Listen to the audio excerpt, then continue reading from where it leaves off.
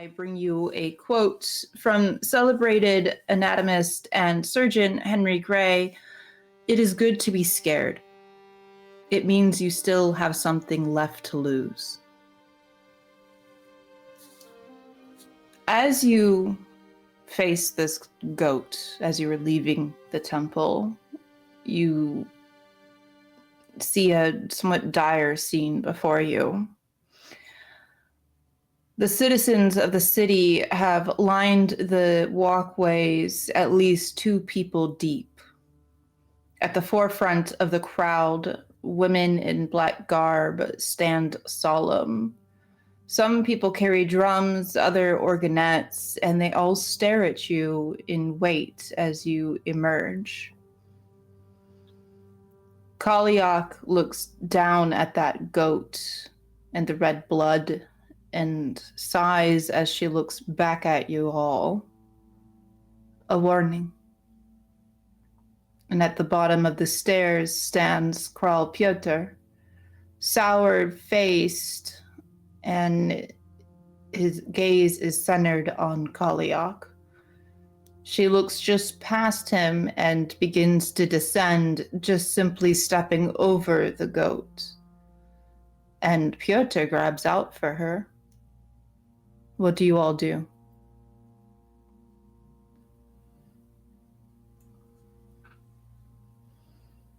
How close are we to Kaliak and Piotr? That is up to you. If you want to be trailing right behind her, that's perfectly fine. I imagine that Anselus is trailing behind her. Mm-hmm. When we ended last time, I mentioned that I wanted to go down to the goat and cut a chunk of it off for later use and sort of pack it away into my bag. So I would be down by the goat, crouching, keeping an eye on the crowd, but cutting off a choice part to wrap into some cloth or whatever I have to carry meat in and stuffing it in my bag. Okay. Does it look like an aggressive grab or one of those please don't go kind of like what's the air about the motion? A mix of 2, perhaps a grab of desperation, his last chance to grasp at straws, if it were.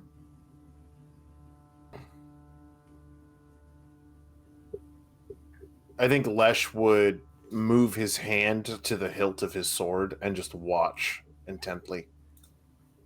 Yeah, I think Anselus is looking to Kaliak for her reaction. She pulls her arm away, and he still leans into her and is whispering something into her ear, but she shrugs him off, and he stands aside as she does so. And she keeps moving. Her head is held high and her back straight, shoulders squared. Do you simply follow along? Yeah, I think Anselus cuts Piotr a look. Very stern, sharp look as he passes. You are met with one in kind. He is challenging you.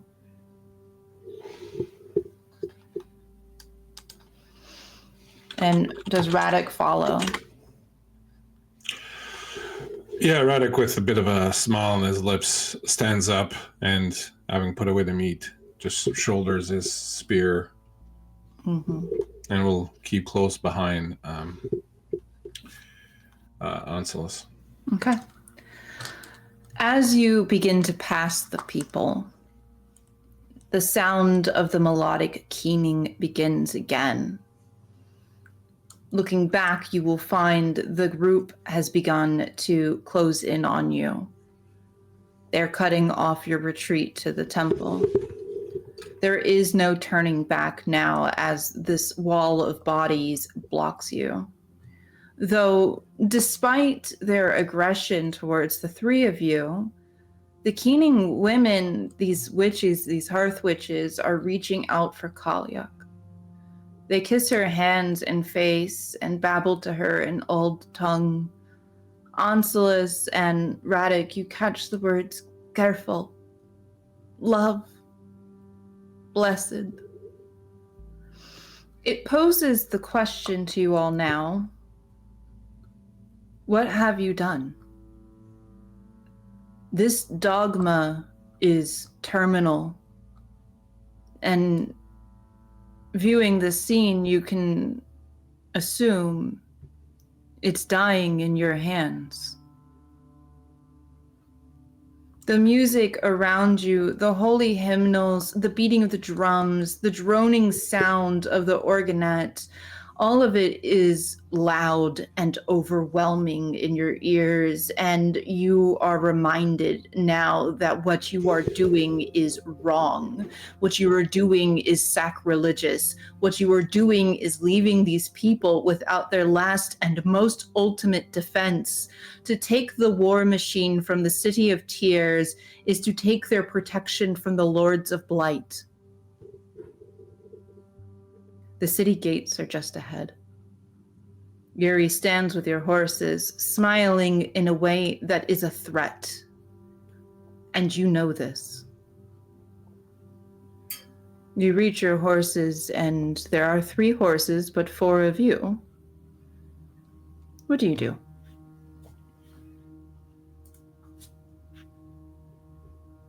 Kaliak, you may have my horse if you wish. I can walk. She looks at you and looks at the horse, and the horse is stamping its feet in anxiety around her. I have gone on walks before. I don't mind walking. Yeah, but we're probably going to need to go a little bit faster than you're used to, because while I take heart in the fact that the old women don't seem ready to tear us apart, at some point someone might decide to do something. And here I'm thinking mostly of your former friend, Kral Piotr. And so it would be best if we have as much distance between us and this place as possible before they find their courage. And so get on the horse. There's fear in her eyes when you speak to her. She noticed that obsidian axe, and from the conversation at the table the previous night between Onsilus and Kaliak on the use of obsidian, there is certainly something for her to denote from you. But with unsteady footing, she begins to try to mount the horse. Kaliak has never ridden a horse. It's awkward and painful to watch. May I do something? Yeah. I think at this point, with a sigh, come over, go up to the horse. I'm just going to say that perhaps in my tenure as someone who lives in nature and who has lived out here, all his life, that I may have a way with animals. And so I would approach the horse and I would try to calm it down, speaking to it gently, just grab it under the chin and just rub its nose and kind of speak to it kindly, and then slowly try to get it to kneel down so that Kaliak can get on board more easily. And as I'm doing this, I will continue whispering to the horse that it's okay and that he just has to behave for a little while and they'll be fine. And then I'll say to it that not to worry, that its master's hand will be on the reins. And then I'll look over at Onsilus and I'll say, get on the horse also. Onsilus does this. You get a very quiet thank you from Kaliak. Your attention to the horse pays off. It sort of kneels down and allows her to mount it with Onsilus behind her, I'm assuming. Mm-hmm. I'll look at Lesh and say, I'll watch the rear. You want to get us out of here? Yeah, let's go. Come on, little mouse. Long way to go. Now you'll remember you have a map, and that map denotes checkpoints that you need to get to. Your first checkpoint is at the edge of Glista Run, which takes you to the more southern hemisphere of the continent. Not completely out of the cold, but most certainly not in the snow anymore. So you'll need to make it there at a reasonable time frame for that first checkpoint before heading east to the to the Iron City.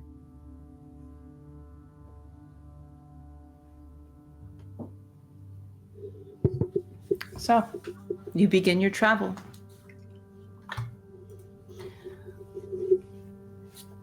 What do you do? Go for it. I think that Lesh very much spurs the horse on, setting the pace, riding hard and fast for at least 30 minutes to put as much distance between them and the city as they can before slowing it down to a little more than a decent gallop, given that we're doubled up on one. What is going through Lesh's mind at this moment? 2 days to the point, another 3 days from there, moving forward. Like he's just plotting out the route as much as he possibly can. Mm-hmm. The only thing that's concerning to him is the familiarity between the witch and the librarian. And what is Onslus doing during this hard ride? Kaliak's sort of like tucked into the horse, holding on for dear life. She is afraid. She's shaking. Eyes are squeezed shut. I think he's kind of towered over her. He is quite a tall man. Excuse me. Almost protecting her as he leans forward, holding the reins, his arms at either side to do as much as he can to brace her and hold her in.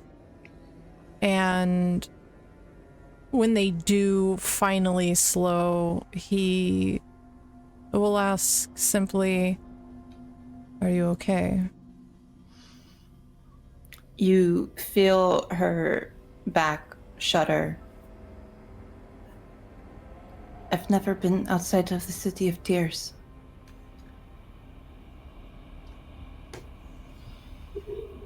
May I ask you a question? Yes. What was it that Piotr whispered to you before we left? He was admonishing me for my mistake.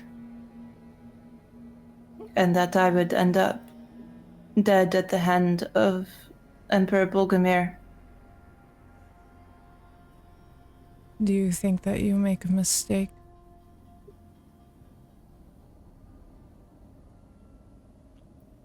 If it means protecting the people that have protected me all these years, then no.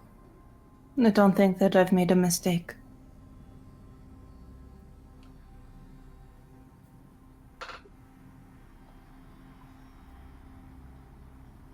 Do you do anything else, Onslus? I think he looks around to see how close everyone is, kind of watching, looking to Lesh, reading him the best he can, looking back to Radek, trying to get a gauge on perhaps where his companions' minds are at. He sees Lesh very focused. And Radek, what are you doing? What are your thoughts? Before we leave, Radek's gonna hang back a little bit, and after the others have gone a certain distance, he's going to spin around on his horse, then using the butt of his spear, he's going to draw a line in the sand between them and the village, and then he's going to draw one of his symbols on it, and then he's going to spit on the other side of it and wink at the village, and then turn around and head off after the others. And I think that one, he doesn't ride directly behind him. After a while, he's going to start like kind of going off to the sides and just making sure that the sides of the road zone out are clear, and also looking for some herbs that I want at the same time, and kind of just, acting more like a guide than, or like a scout than anything else. Other than that, state of mind wise, I think whenever you see him, Ancelos, he's got that little smile in the corner of his lips again, but the difference this time is that he understands that the situation is pretty serious and could get dangerous. So even though he's still got that little shit-eating corner smile, his eyes are definitely a bit more intent and focused, and he definitely feels that the first few hours are going to be the most important, because if they're going to come after them, it's going to be in the first hour or two. So in the first few hours, he's going to be a lot more on edge and kind of keeping an eye out, but then after that he'll relax kind of considerably, and you get the feeling that his thought right now is, at least whatever happens, we're back in the wilds. So it's already a step up. Excellent. You have time on your hands as you ride. You have a couple of days to get to the first checkpoint. Now, as you are traveling along, you will note that there are some small villages and townships along the ride. You can see that clearly on your map. You can guarantee there's at least an inn or a tavern here and there. Camping out in the wilds is not really an option. It is wet, it is cold. The rain, as you go on, becomes more prevalent from the snow of the north. In some places, it is sleet. But you know that this will make any outdoor sleeping arrangements nearly impossible unless you are well prepared for it, which you are not really. So as you're riding along, do you stop anywhere? Do you speak to one another about what that arrangement will be? Do I have any relatively safe harbors, for lack of a better term, along the route we must go? Yeah, most certainly. You are a well-traveled swordsman. You, not so much in the way that Radek is so well-traveled within the wilds, but you couch hop, right? As you're working. You travel from inn to inn. You might have a way to stop in somewhere for a cheap bed and a hot meal. How long do you want to ride for as you're traveling, though, before you feel the urge to really sort of bunker in for a night?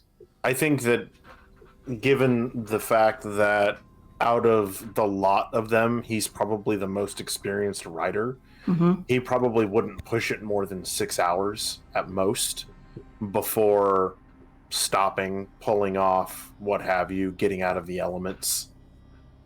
Okay. Are you specifically looking for a village or just like a standalone tavern, or what have you? Standalone tavern, less people. Okay. The days are long as you ride. You know that this is just day one, and you have many to get to the Iron City. The first stop you find is a worn down tavern, one that is sort of well ornated in the old ways. Old sigils mark the walls on the outside, and trinkets sort of dangle along the canopy. There is a woman outside, and the snow has nearly all but dissipated from the ground. It is mud and moss underfoot. and she is sort of just outside milling about. You could assume by her apron and her comfort with this place that this is probably the tavern keeper's wife, choring, for lack of better words. I think he would lead them over to where he puts up the horses and be quick off of his horse to go over to where she's at and just look up at her and just be like, "Your name is Nadia for the duration of our stay." Kaliak sort of knits her brows together. Nadia? Yes. We are traveling to the capital for the grand ceremony. We are coming from the south. Simple as that. Remember it. She kind of cranes her neck to look back at you, Onsilus. Nadia? I would assume that Lesh is very skilled in this kind of travel. No. All right, no problem then. She waits for help to dismount. I think She I mean, like get off. he would stand there and hold to like try and help get her off the horse. Like he wouldn't just be like, "Nah, screw it, get off on your own." I think that if Lesh offers to help her off the horse, she shakes her head and waits for Onsilus. Thank you. I think it's like when Onsilus tries to help her, it is like the most awkward, ungraceful thing. You've only seen this very like ethereal looking, graceful, tall, willowy man, but him trying to help a woman off a horse is like hilarious. It's a lot of fumbling. He's not very strong, so he's kind of doing his best. The horse is probably getting upset through the process of all of it. I love this so much. Kaliak eventually will make it down onto the ground, all but face planting. She trips a little and her bells in her hair sort of jingle, and that alerts the woman at the front. Hello? And you see this hobbling old lady. She has her hair wrapped up. She's in sort of very plain clothes, woolen, of course. And she makes her way around to where the horses are being stabled. Oh, travelers. Yes, Mama. We just need to get out of the elements for the evening. Only one night, looking for simple warmth of the fire and a good meal before we continue on to the capital in the morning. By the 9 gods. You look so familiar, young man. And she looks at you, Lash, and gosh, you have a face that I just remember for some reason. Never mind it. I am Yaya. You call me Yaya. You come inside. I'll get you a warm meal. Oh, and she looks to Kaliak. Priestess. You poor thing. Kaliak's like frozen, a deer in headlights. I am Nadia.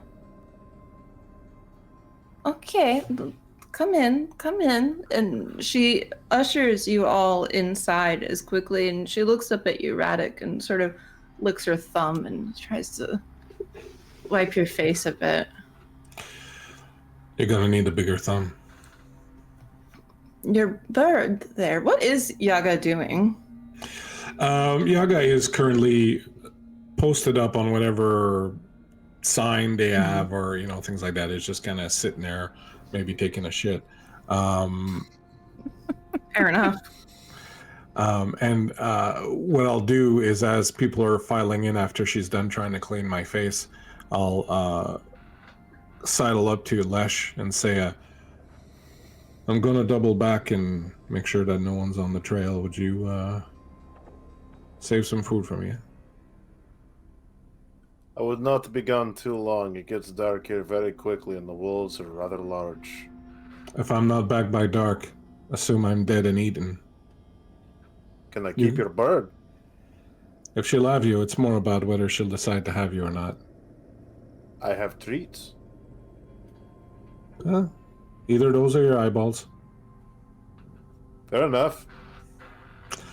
And I will do that. I will go back. I won't go super far, like I want to be back before dark, but I will kind of double back and just make sure we're not being followed, and eventually come back when.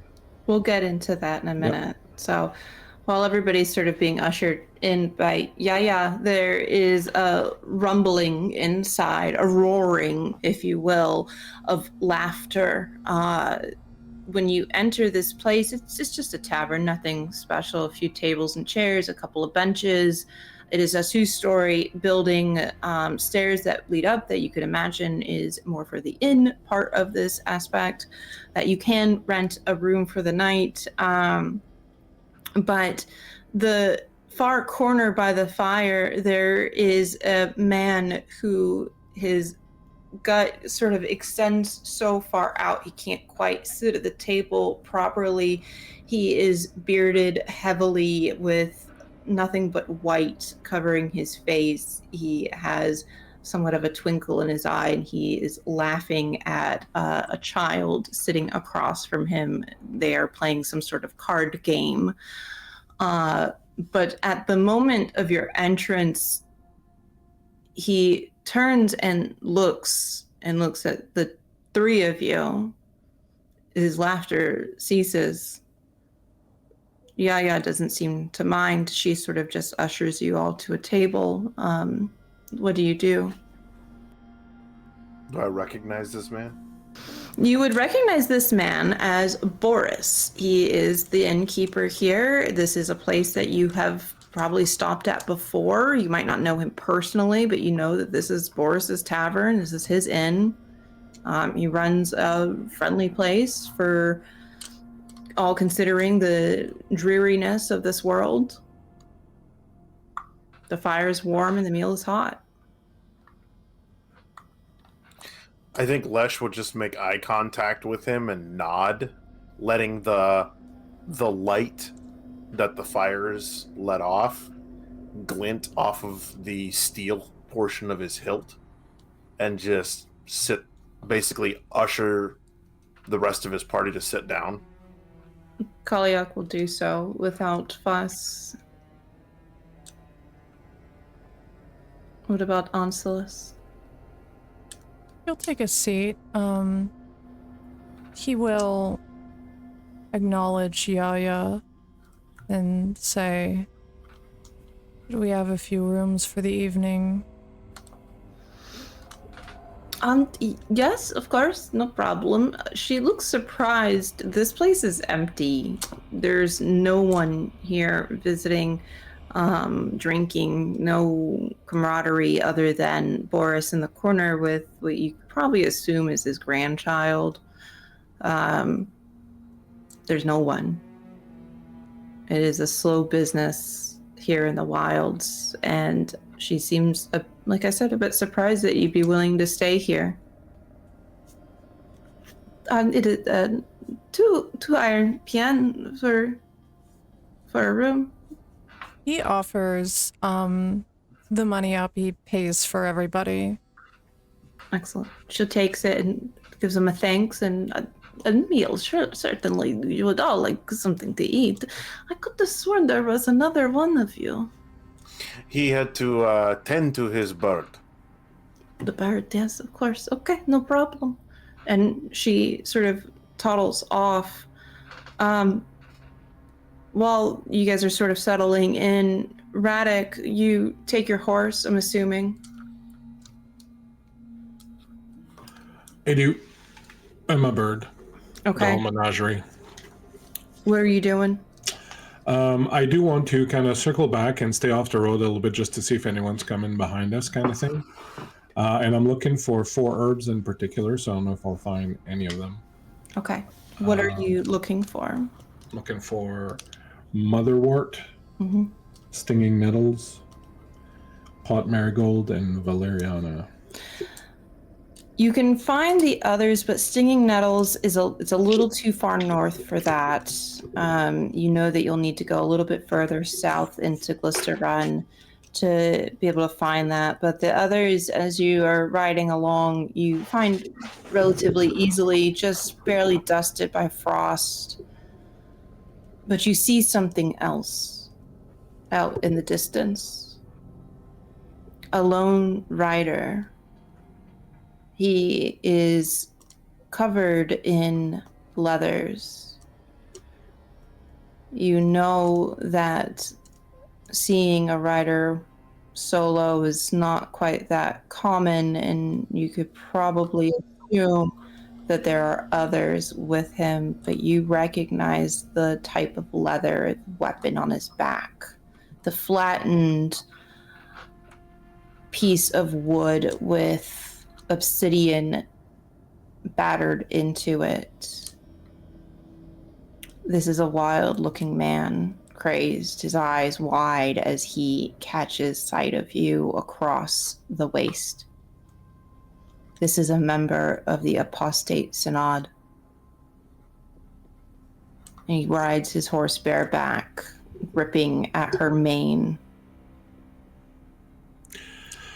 I think I keep an eye on him, but I don't, bolt off or do anything. I finish whatever it is I'm doing, keeping an eye on him. He smiles. And you're just close enough to make out the jagged teeth in his mouth, the bleeding gums, the yellowing of his eyes,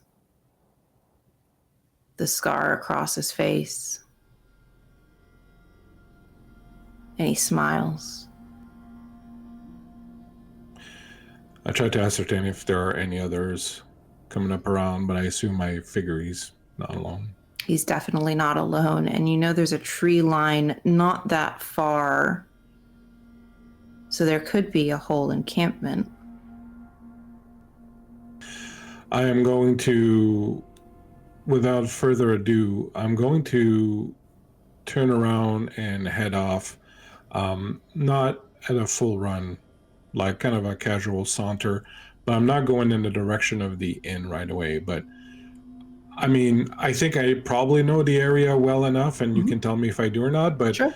What I would like to do is kind of try to find a direction to go in that would sort of lead away from the inn, but that I could find some cover to maybe lose these guys and kind of double back around and come back to the inn towards in an oblique manner, just so as to not lead them there directly.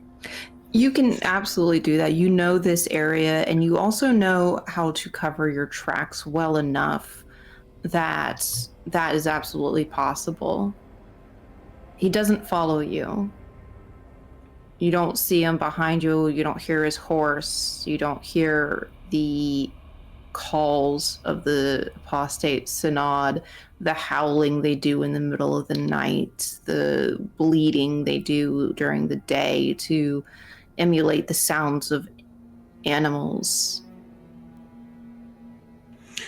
Once I'm certain, or fairly certain, that they're not following me, I'll double back and head to the inn. I'm still going to try to make it by dark, but if it looks like I won't, I'll have Yaga go off ahead of me, and just tell her to go there and land where she landed originally and to act nonchalant.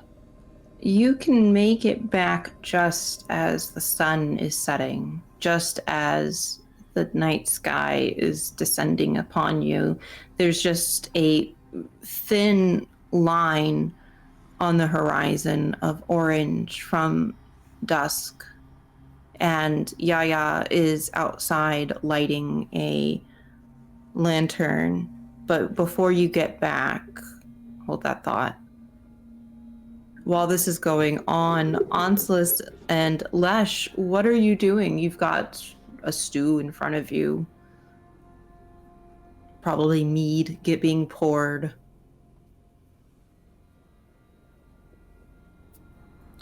Actually, he asks for a warm milk. Okay, you were given a warm milk. Have with his stew. Every night, must have a warm milk with my stew. Okay, that's fine. Onslus, what are you doing? He looks to Kalyak. I'm going to have to disguise yourself better in our travels.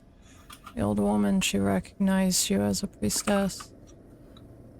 There are many priestesses in this world, that I'm not the only one. Yes, but you bear the telltale signs of the worship of a certain god. Your garb is dangerous to not only yourself, but those who escort you.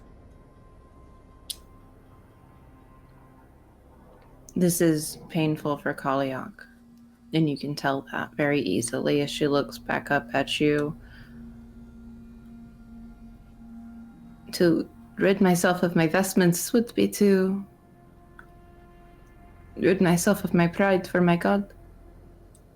I think your god would understand in these moments. Certainly will find a traveling caravan. I will remove the bells. It would be appreciated. I know this is hard for you, but you must understand. I'm trying to understand.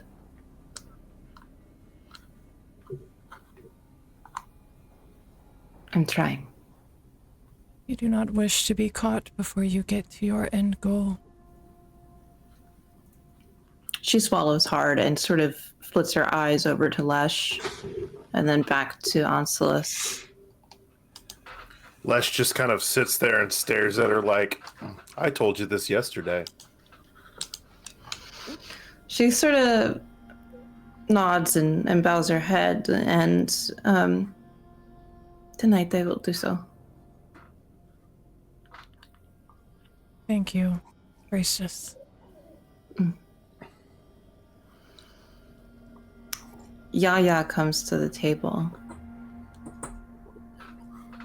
Are you well? Do you need a bath drawn for you? It takes a bit. It's just Boris and I. I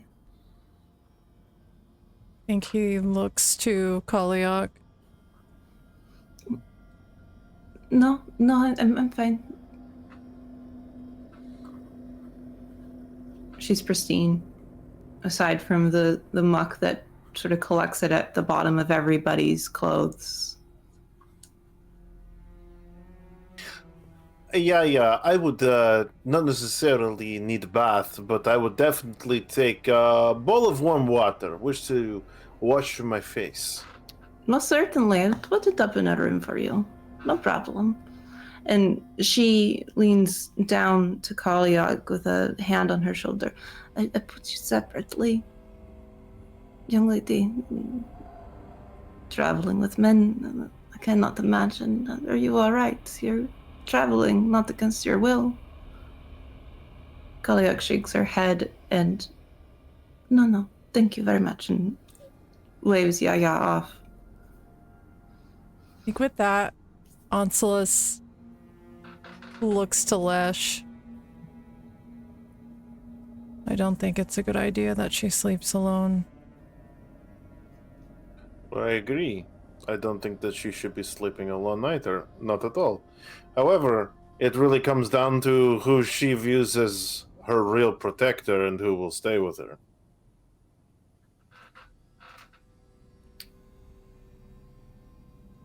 I'm assuming they're both looking at Kalyak.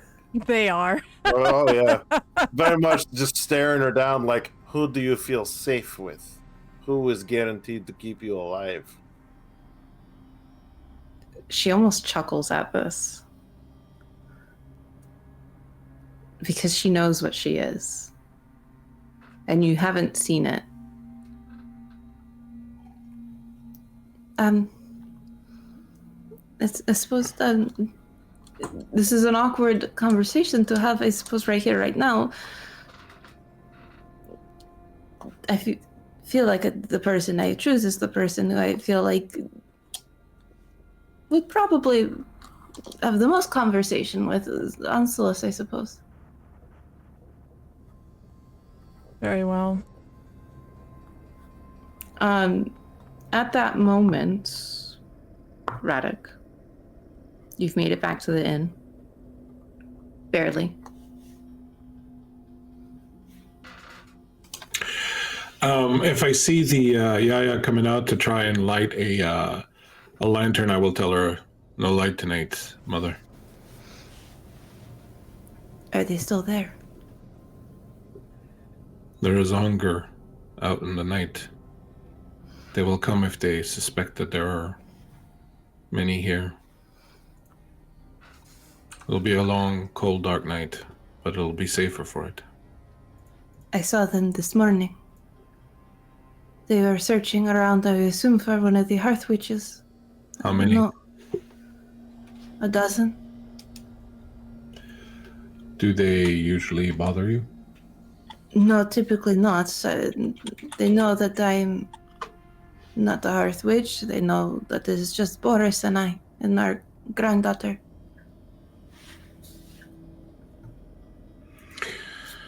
Well, we'll pray for the best. I'll make sure that our horses and traces of our arrival have disappeared if you'd let my companions know that I've arrived and I'm only tending to a few things. Let's keep the light low and the noise down and go to bed early. And if the Nine Gods do indeed listen to you, perhaps ask him to keep an eye out for us tonight. Yes, I will certainly say my prayers. Thank you. And I will go about doing just that, making sure the horse and everything are well hidden, that our tracks are kind of, it doesn't look like a bunch of people showed up here today. Just make sure that all that's kind of tamped down. Then I will go to Yaga and tell Yaga that, I'm going to be dependent on her watchful eye tonight to find a post somewhere up high to keep an eye on if she sees anyone approaching, to make sure to make a bit of noise so that we know. And then I'll head back inside. Yaga does so. She sort of takes off and sort of does her rounds. Yaya stops by your table and gives a smile to the three of you, and will go to Boris and speak with him before hurrying the little girl at the table with him to bed.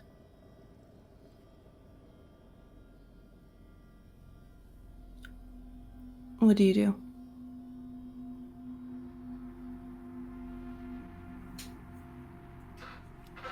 Tell me, Boris, how long have you had this place?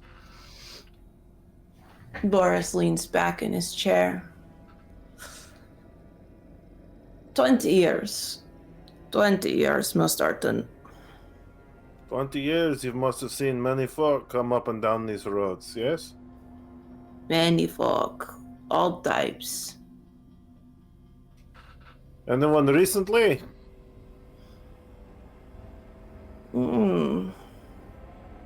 Some Iron Army.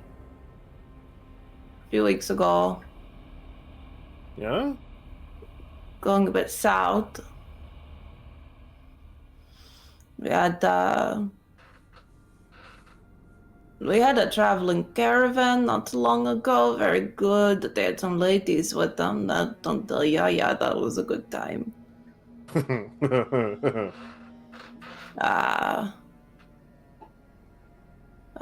Gosh, it's hard to tell anymore. A lord, a noble type. He was going up to foothills, I believe. And of course, we have visitors every so often that are not so kindly. Not so kindly? Who would bother Boris and his nice, quaint little keep?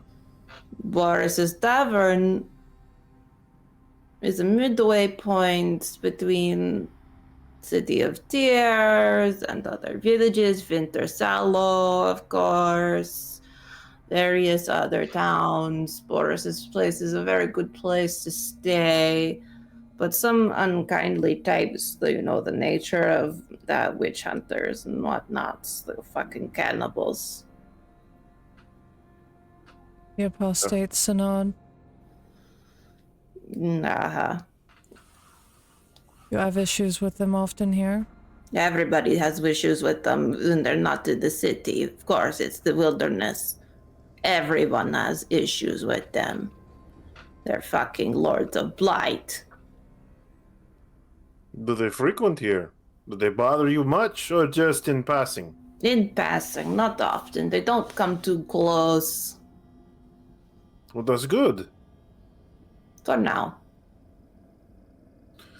Oh, I believe you could wield a sword to defend your tavern like no other man. Never underestimate a man defending his home. I suppose. But when you have visitors, and he's pointing at Kaliak, you have to be careful. Always.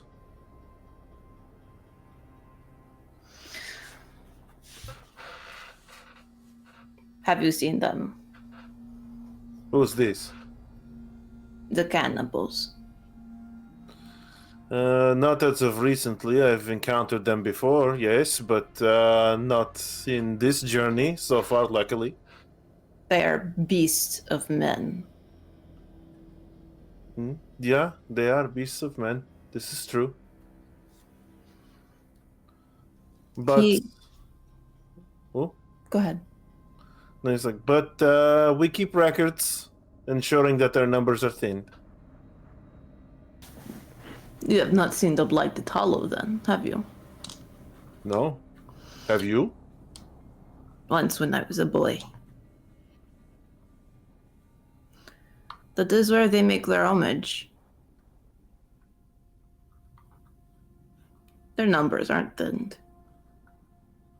How far is this? I would say week and a half's worth of ride. Decent travel.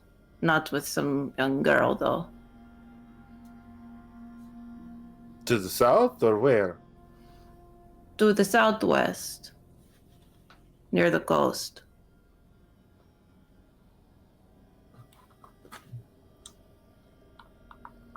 Well, it's a good thing we're heading to the northeast then. I don't recommend you go to this Blighted Hollow. It is an epicenter for the Lords of Blight. For the apostate synod gives their sacrifices to them.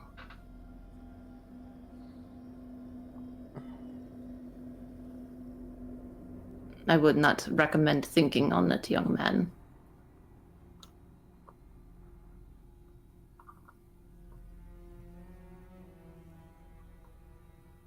I think at the remark of young man, like Lesh looks over his shoulder to try and figure out if he's talking about Reddick or not. He's looking at Onslaught when he says this. I have no intentions of going to this place. Good. Well, if you would excuse me, what is it? I just, I'm curious why you would make an assumption that my comrade, my friend here, would go to such a place. He has a thoughtful mind. I can tell it. Think Right. too much, and it takes your legs to different places. You hear that? You need to be dumber.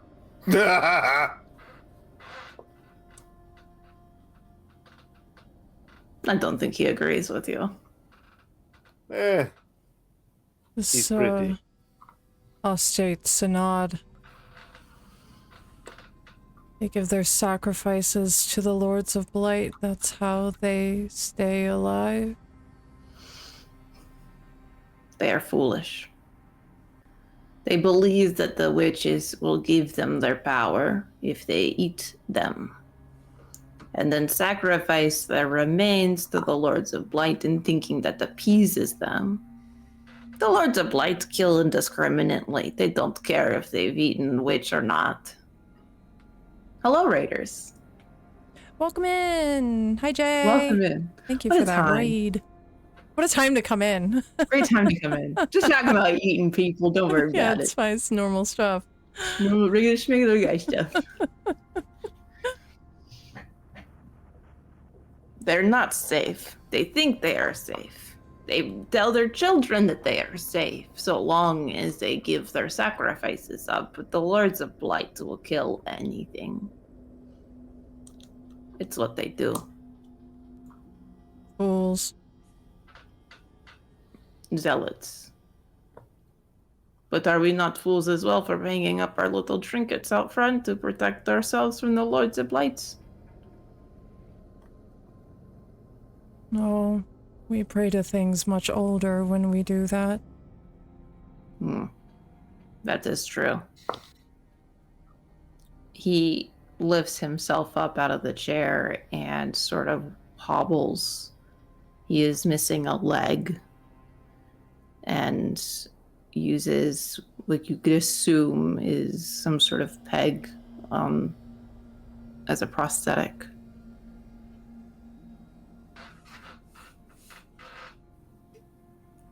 Sleep well, travelers. And pray well as well.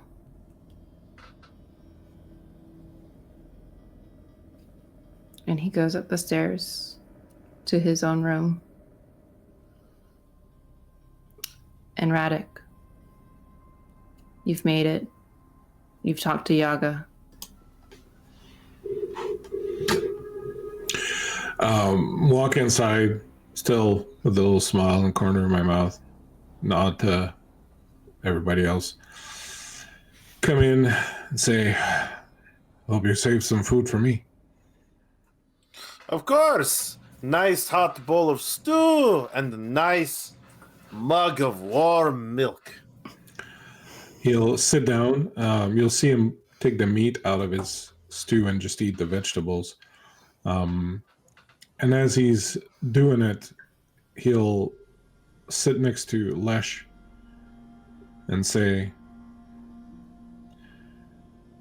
there may be problems. There are Synod wandering about. Oh? We should keep the lights down, noise to a minimum, and make sure we have an easy way out. I've made sure the horses are hidden and our tracks are erased, but we should plan a way out for the girl and Anselos. If they come in, they'll be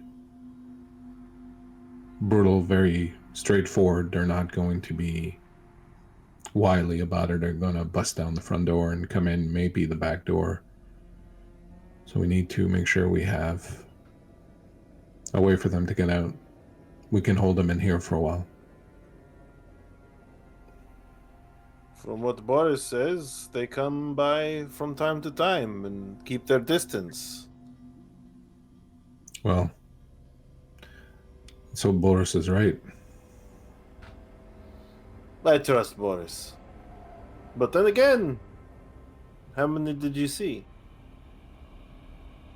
I only saw one, but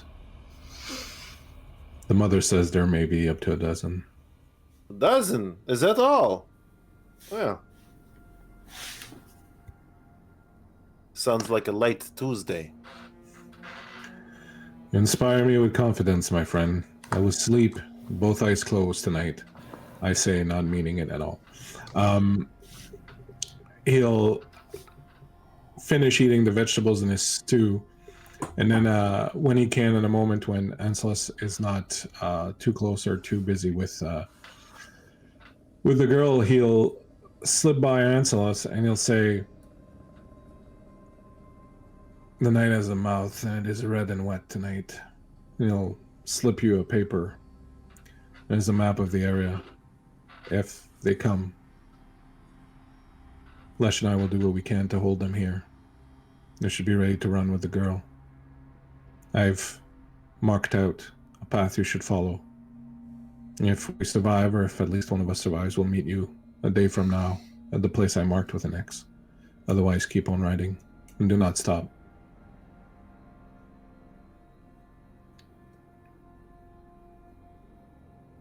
I see. You have no faith in her. Should I? I think you should. I think that someone saw fit to send 3 random vagabonds to go get her. I don't think there are any higher powers that are looking out for her. That's us. And so we'll do what we can. It comes to such. I follow this. Thank you. Of course. And if it does turn out that this girl can summon the dark powers of the god of death, then perhaps we have nothing to worry about. But I have not yet seen evidence of the gods doing anything good for anyone. But I have seen evidence of the synod chewing people's flesh. I have seen bits of it caught between their teeth and smelled it on their rank breath. That, I know, is the truth of this world. The gods? Not so much.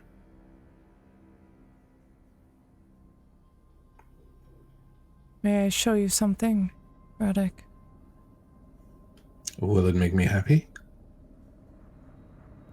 Perhaps it'll sate a curiosity for you. A very old one. I don't know that I'm very curious anymore, but I'm happy to see whatever it is you want to show me. He pulls from his robes a small tincture bottle and unscrews the cap and hands the bottle to you. Smell it. I smell it. Do I know what it is? You do. You recognize the herbs you've been selling him all these years. Ah, so that's where those went. I sold you quite a lot. Is this all it made? Come often enough. He takes the bottle back and recaps it and places it back in his robes. And what does that do? Keeps me strong.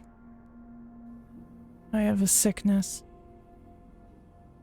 I need you to know that they're always here on my person in case I am to fall ill on this travel. 3 drops. How much? 3? Should do me fine.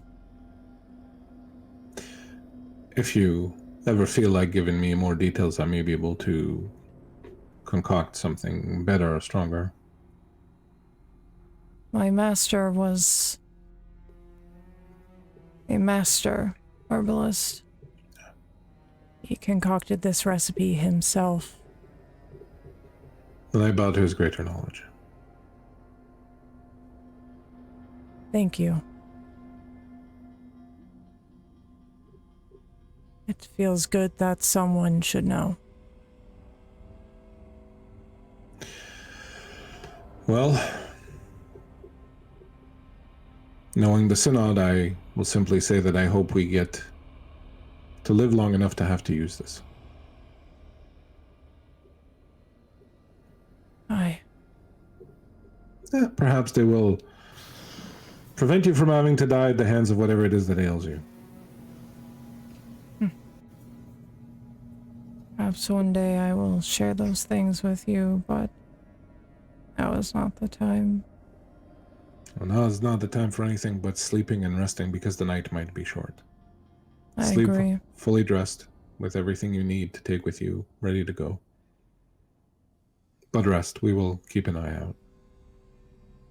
If you do need to depart in an emergency with the girl, you'll need to be as rested as you can because you will have to ride for a very long time, so do not fret.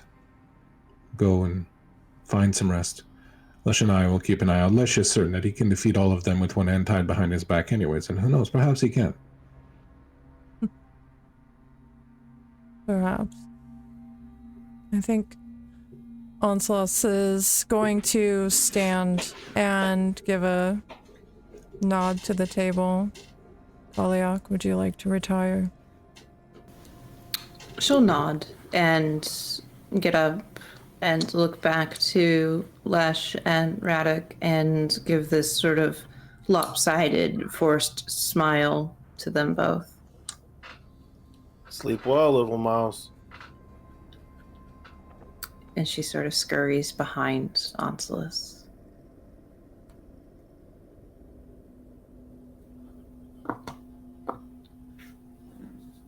Why? do you care so much, Reddick?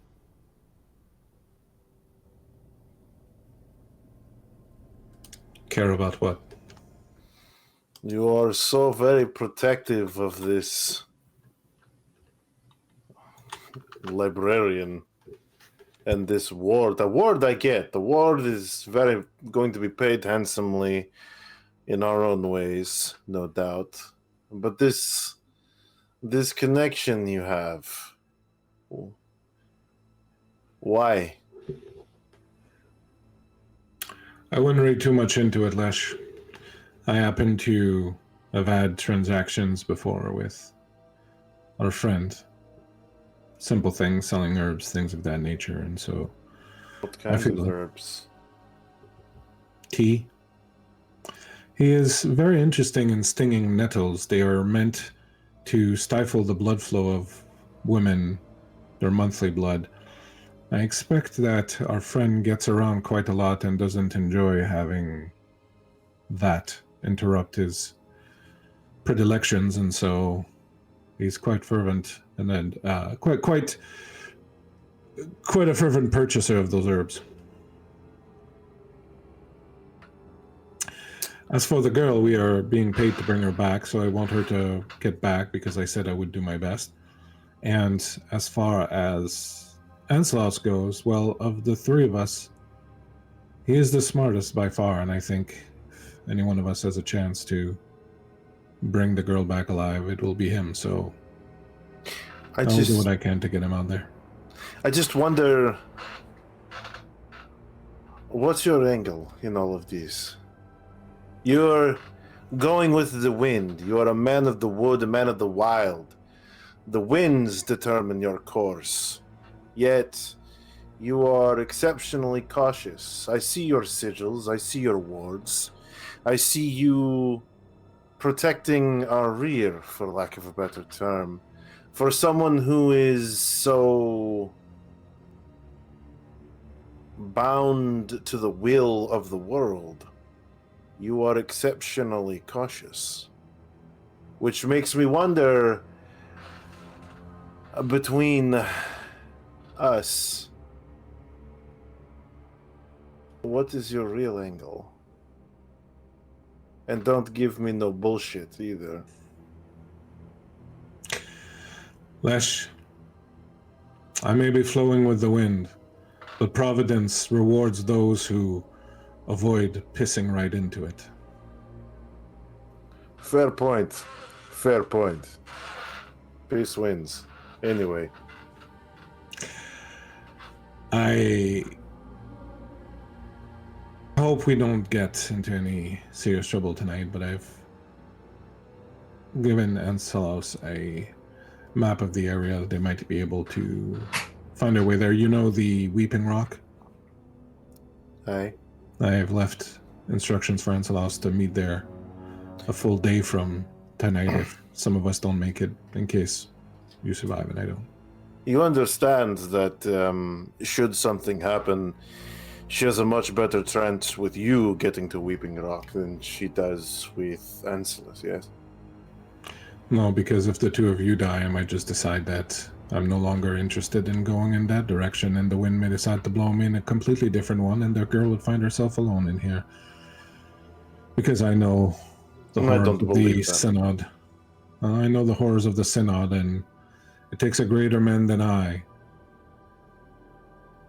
to stand before them when there is nothing left to gain.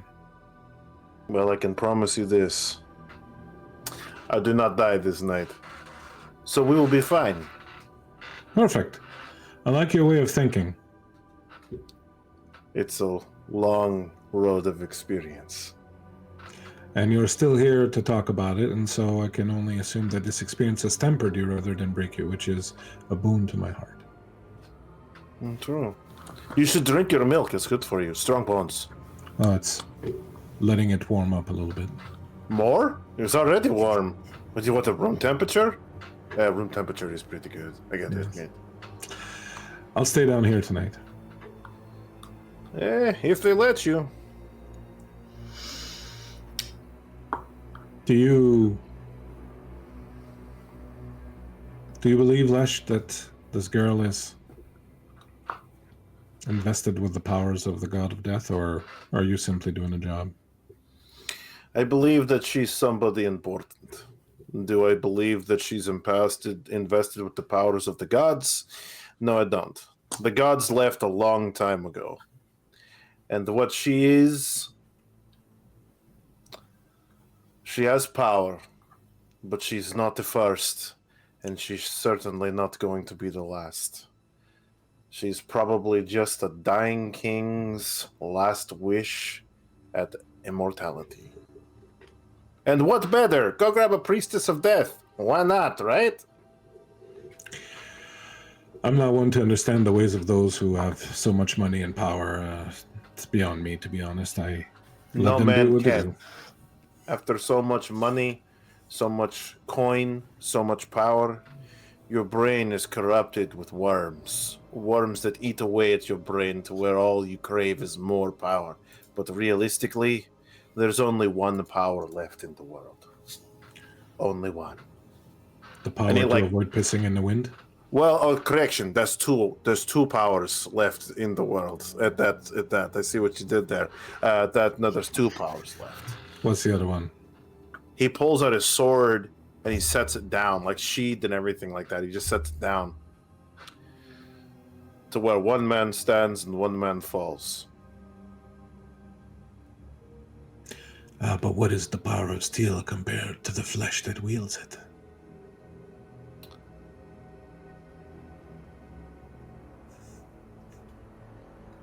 Good night, Radek.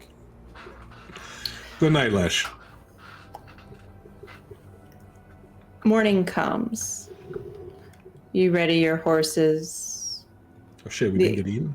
Nice. The apostate synod did not visit this tavern through the night.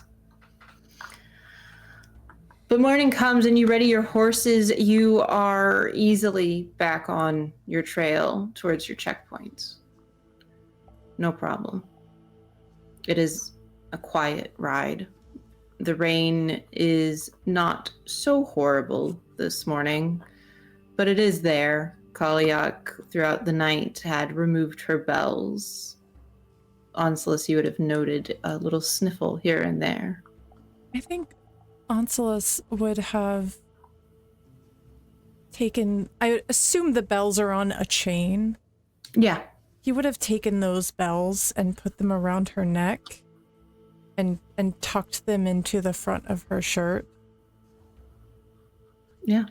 And said something along the lines of, just because you cannot wear your god freely does not mean that you cannot keep them close to your heart. She would have smiled at this and given a nod. And as you ride on, it is a little bit quieter. You ride for a while, a few hours, before you see any other sign of life.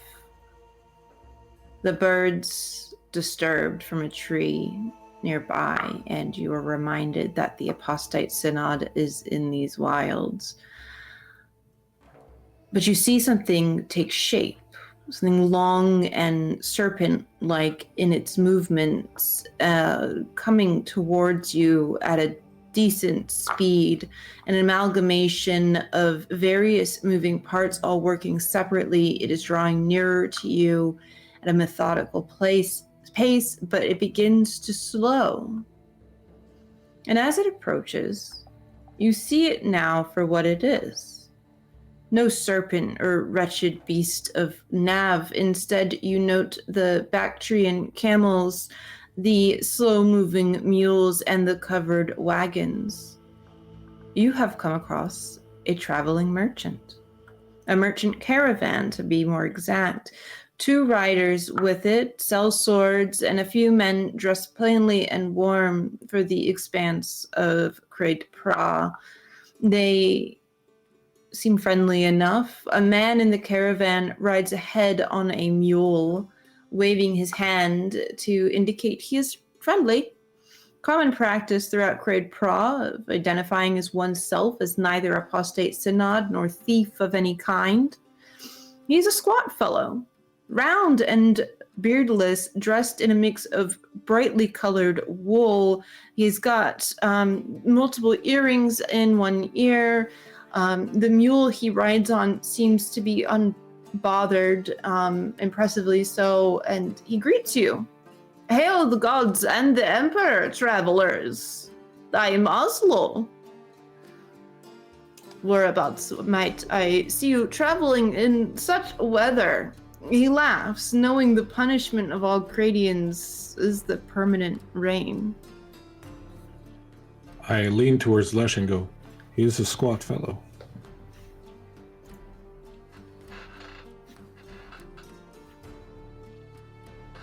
Leave Oslo alone. Just a merchant, man. Well met, my vertically challenged friend. How are you? Well, just traveling through, of course. By what way do you travel? We come from the Iron City, of course, but we're headed up to the City of Tears to see if they need any accoutrements. You and your donkey? Well, you see it's a whole caravan. Yeah, but he's just Okay. looking at the donkey. This is a mule, I stand corrected. Gregory. Gregory the Mule. A very good name. It's a very strong name. Very, yes. The mule kind of like flicks its ears a little bit. Good mule. Aha. Yes, I see you're heading east. You're not happening to go to Vintercello, have you? You know Vintercello is a small rural town. Why would we not want to go there? No, I'm just wondering. My friend, I'm very good friends with the Hearth Witch there in Stanislava. They are preparing for the lunar eclipse. Now, you all know that the lunar eclipse is a sacred time, a rare event that marks a precious moment between Zadka and his lover, the god of life, Sansi. When the sun and moon cross paths, it is a gateway for lovers to see each other once more. All people, save for the apostate synod, take this time to rekindle lost love, forge new romances, and widows and widowers go to burial mounds to try and see those who they have lost once more.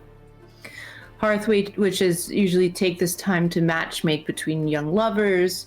They decorate the village in wreaths of fern, dill stalks wrapped in brightly colored threads to give to young maidens who will name them after their favorite boys. Wheat and roses are given as gifts, as well as a night of merriment and drinking of mead. A bonfire is held, and it is prayed over by the witches of a village. It is effectively what we would know as Valentine's Day. It's a lover's holiday. Onsilis speaks up to Lesh. Is this winter solo on our way? It is. You know it's just east past the checkpoint. Maybe a few hours ride. We should stop there for the evening. I couldn't agree more. Oh, good to know. Please tell Stanislava Oslo says, hello. Like, just like that, you want me to tell her, hello? Yeah, exactly like that. It's so nice. It's very good. Very well. You said I you would... want to go there. Someone may try to fuck you. What? If you're so lucky. And then he just kind of looks over at, side eyes the girl. Poor Kaliak's just like, huh? You say you are heading to the City of Tears. Yes. I'm trying to buy from them. The trappers up there. Their fur is good. Ah, yes. Beware of the road ahead. It is riddled with apostate. Bastards. We should be okay. Traveling in numbers usually is helpful, and I have my good sellswords here. The men kind of nod and say hello to you. He just nods. Well, just keep in mind, ride in single file. It's easier to hide your numbers. All right. Well, good luck, I suppose. He looks to Kaliak and gives her one singular nod. And Onsless, you will note, she straightens her back immediately. She is unsettled by this man. But he continues on. I guess he walks away. Onsless will look to her. Do you know him? I do not know. But the look in his eye... It's nothing, truly. Do you wish not to stop in this town? I only spoke up on the means that it is your god they celebrate this evening. I would be remiss if I did not stop in Ventercello to greet another Earthwitch on a night that is important to me. Very well. Continuing southeast, you head towards where you think the checkpoint is supposed to be. It's a map, right? This is not always perfectly accurate. Yeah. You are met with a small body of water that is unmarked on the map. A lake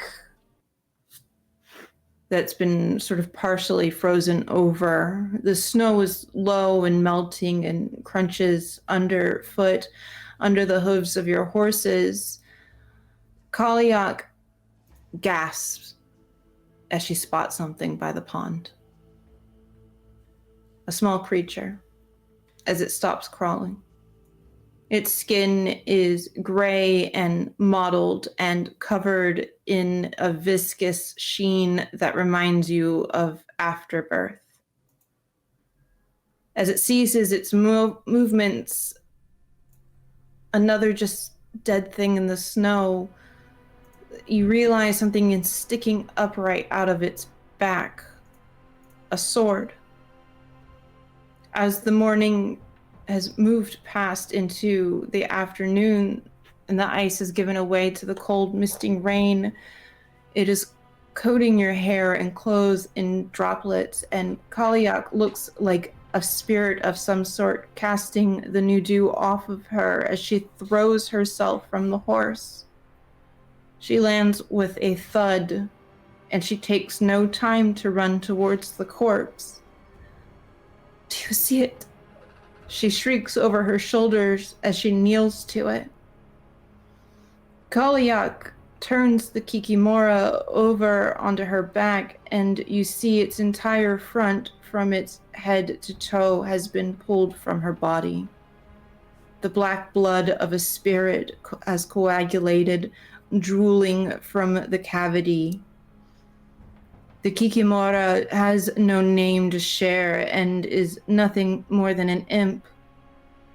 But clearly to Kaliak, she is worth mourning over as she gives out a little cry. But it was not the sword that killed it. And then the stench hits you. Carrion. Rot. Flesh. Kaliak turns to return to you to bring you closer to the dead Kikimora, and she takes a few steps but trips and falls to her knees over something. You look next to her, and the hand of a man is sticking out from under the snow. A field of death. The checkpoint that was waiting for you has been squandered. Beneath the little remnants of snow, you now see the ground is covered in bodies. Iron Army decimated like dolls, torn apart by a malicious child. Kaliak looks up at you in horror. These men did not kill her. And she did not kill them. Two things may kill a Kikamora. A witch, and as she goes to explain the second, the lake rumbles, cracking the remaining ice, and before she can think any further, Kaliak scrambles away from the edge. At a distant yards away, you can see the face of a maiden from the eyes up, blinking and canting her head at you. Her words bounce across the water as she speaks. I smell a hearth witch. Kaliak turns to face the water. I am not a hearth witch. Oh? Not a hearth witch, and I am not Uzovka. The woman laughs with a growl. I smell your magic, and it stinks. You are Uzovka, but I am not a hearth witch. And you do smell my magic. Then tell me, little one, what are you? I am the Death Witch. The World Eater. Kaliak looks back at you three. Do not falter. Do not die. The head dips down under the water. Kaliak is fumbling with something in her small leather bag. She procures a piece of sharpened silver. Inhaling a sharp breath, Kaliak drives the silver into her palm and yanks it out, and then the other before finally driving the stake into the ground. Time slows. The sky above is replaced with red, and the space around you is black, just like in the temple. The lake is gone and replaced with a dark ichor that begins to pool at your ankles as you dismount.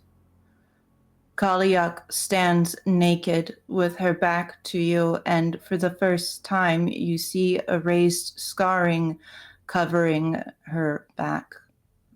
An intricate design of a moon and various patterns surrounding it. Onslus, you immediately recognize the sigil of Zatka, but she is not alone.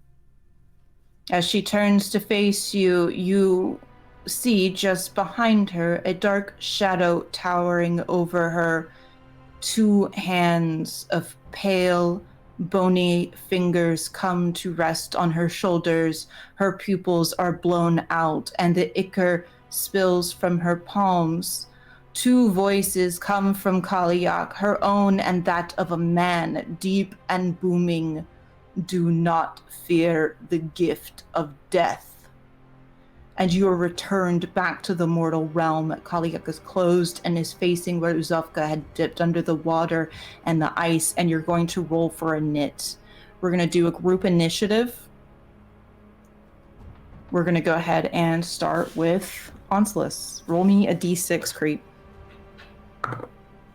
Oh boy. What'd I'm you sorry, roll? guys. I rolled a 1. I rolled a 5. But don't worry. Uzovka is a pretty far distance out into the lake, so it's going to take Uzovka effectively a dash movement to actually even get to you. But what you see is the ice sort of cracking above like this, and the water sort of spraying outwards as she makes it to the water's edge, and you just barely see a figure. The face that you saw far back was small and delicate, and you see now something large and distorted. We're going to go ahead and work back to front. Let's go ahead. Onslus, do you want to prepare anything before we jump into this fully? Do I see anybody else, or is it just this creature? It's just this creature, other than the dead bodies and the dead Kikamora. And what is Kaliak currently doing?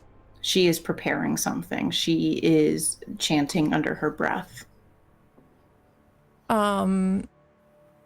Yeah, I think Anselus is going to start pulling from his pack a few items. He removes a gold chalice, a stoppered glass bottle filled with a clear liquid, and he's pulling a coin that's on a chain out from his dressings.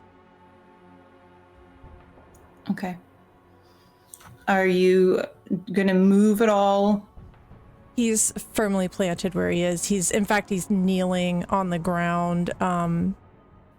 He also pulls out a small book from his belongings. Okay. Are you gonna do anything this turn? No, he's just preparing currently. Okay. Lesh, what are you doing? Alesh quickly dismounts and walks over, sword still in the scabbard, towards the edge of the lake, looking. Okay. And then Radek.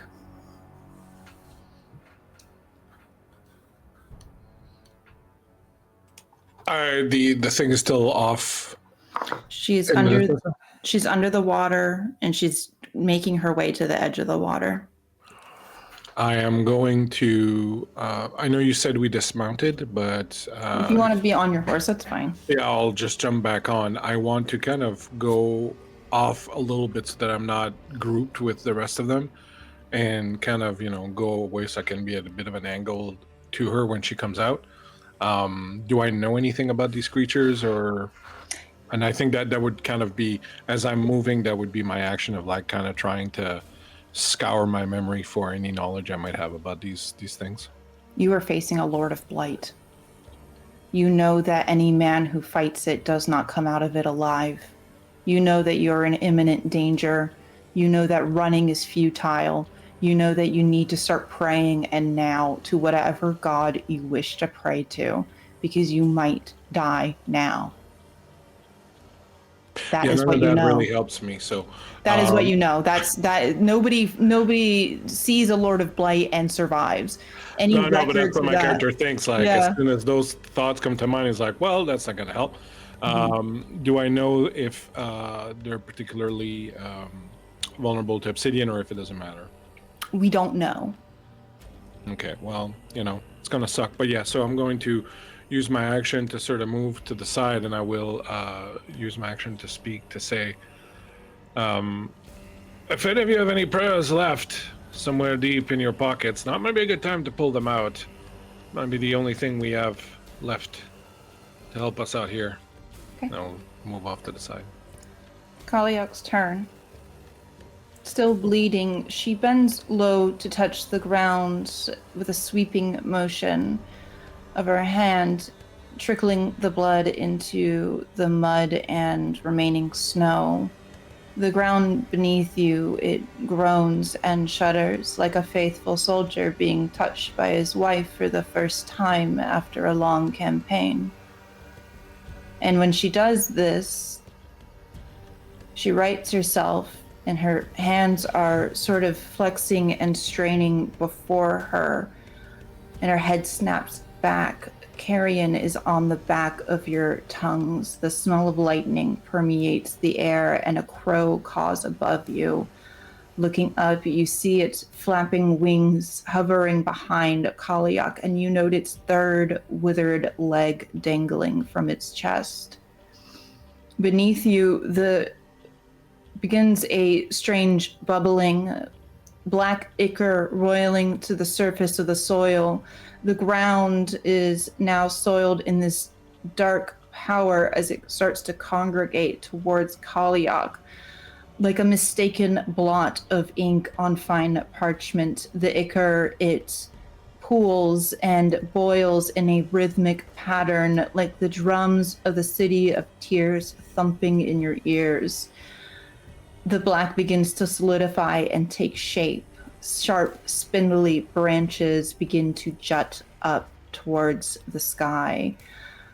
She looks back at you, and in a low, masculine voice still braided into hers, she commands you, fight.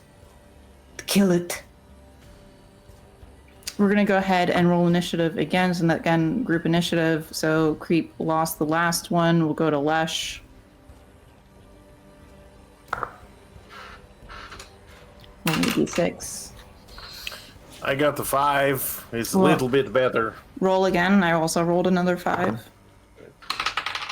That's a 6. That wins. I rolled a 2. So again, going from back to front, what is Onslaught doing? Onslaught has begun to fill the goblet before him with the liquid from the bottle, and he's taken the coin from his neck and he's starting to wash it over and over again inside this vessel. And as he does, he's chanting to himself in the old tongue. He's calling upon the gods. The book he removed from his bags laid out in front of him. It's words unreadable unless you know the old tongue as well as Onslaught knows this. Excellent. Anything else that he wants to do? Is he's just preparing this? I would imagine it would likely take one more turn for this to fully go into effect, but he's definitely in the ritual now. Got it. All right. Lesh. Lesh looks to the water, watching for disturbance, waiting to see this thing coming out, and as soon as he does, then he'll draw his sword, keeping his scabbard in his other hand. Do you want to hold the action then for a reaction? That's fine. We can absolutely do that. Okay, then we'll move right on over to Radek. What is Radek doing? First off, taking a look over at Anslaus and try. Do I put together what he's doing? Do I have any idea what he's doing or what's coming down the pipe from that? I don't think you would have seen something like this before. He looks more than anything as though he's praying right now. Okay. I'm going to do similar to Lesh. I'm going to hold my action also to see kind of what happens, but my action, if it does come down to that, will be to charge down with the horse and try to hit with my spear as I kind of swung by behind the creature. Excellent. Okay. The creature emerges.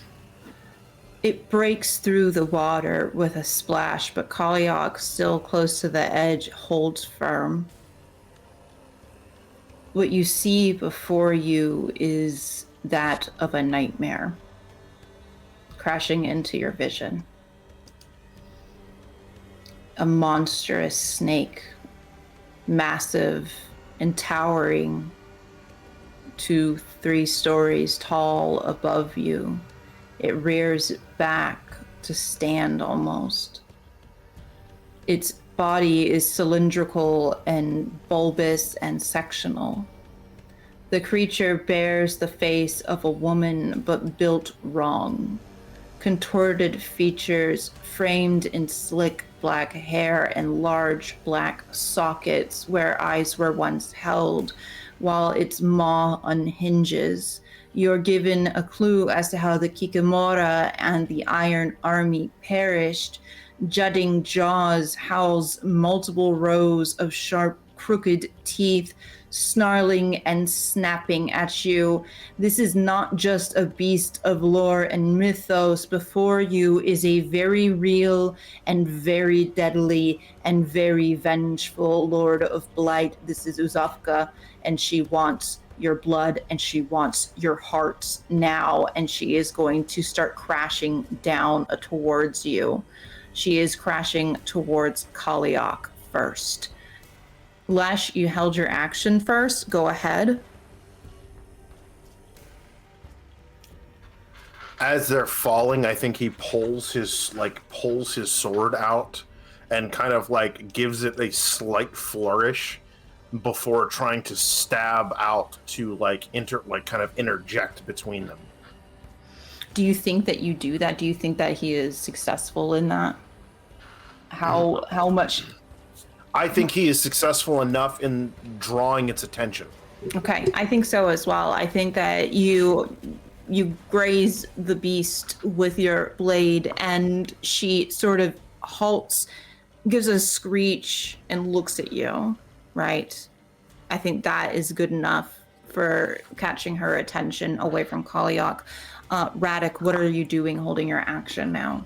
So I'm going to spur the horse forward and kind of, just as Lesh kind of gets her attention, I'm going to spur the horse and kind of go along the shore to come up behind her. And what I want to do is, as I'm arriving near her, I want to leap off the horse and kind of come in for a strike with the spear. But I think that as I do that, I may get like a nick on it, but her tail, her serpent's tail, is going to kind of whip out and catch me midair and double me over and send me cartwheeling over to the side.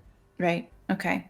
Your breath is knocked out from underneath you, from out of you, and you kind of do that that horrible wheezing sound that people do when that happens. So that's great.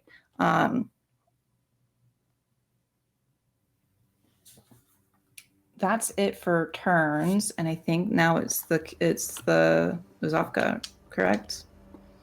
Great. Uzafka turns to look at you, Lash. Her eyes, well, where her eyes should be, sort of look around. And you might discern she cannot quite see you, but she can certainly sense something from you. And she's going to try to descend upon you. She crashes just next to you and throws up enough rock and body just to sort of knock you back a few paces. And you won in it last time. So go ahead and roll again. 5. 5, you won again, 3. So again, we'll start in the back with Onslus. Onslus is still praying as far as you all are concerned, but his eyes have turned up to the sky now, and he shouts his incantation and dunks the pendant into the water, and as soon as the gold coin hits the water, there's a streak of light that breaks the clouds. It's the light of a sun that you've probably never seen. It shoots a ray that cuts through the air like a knife and hits the beast. And as it hits the beast, you hear a sizzling sound. Nice. Lash.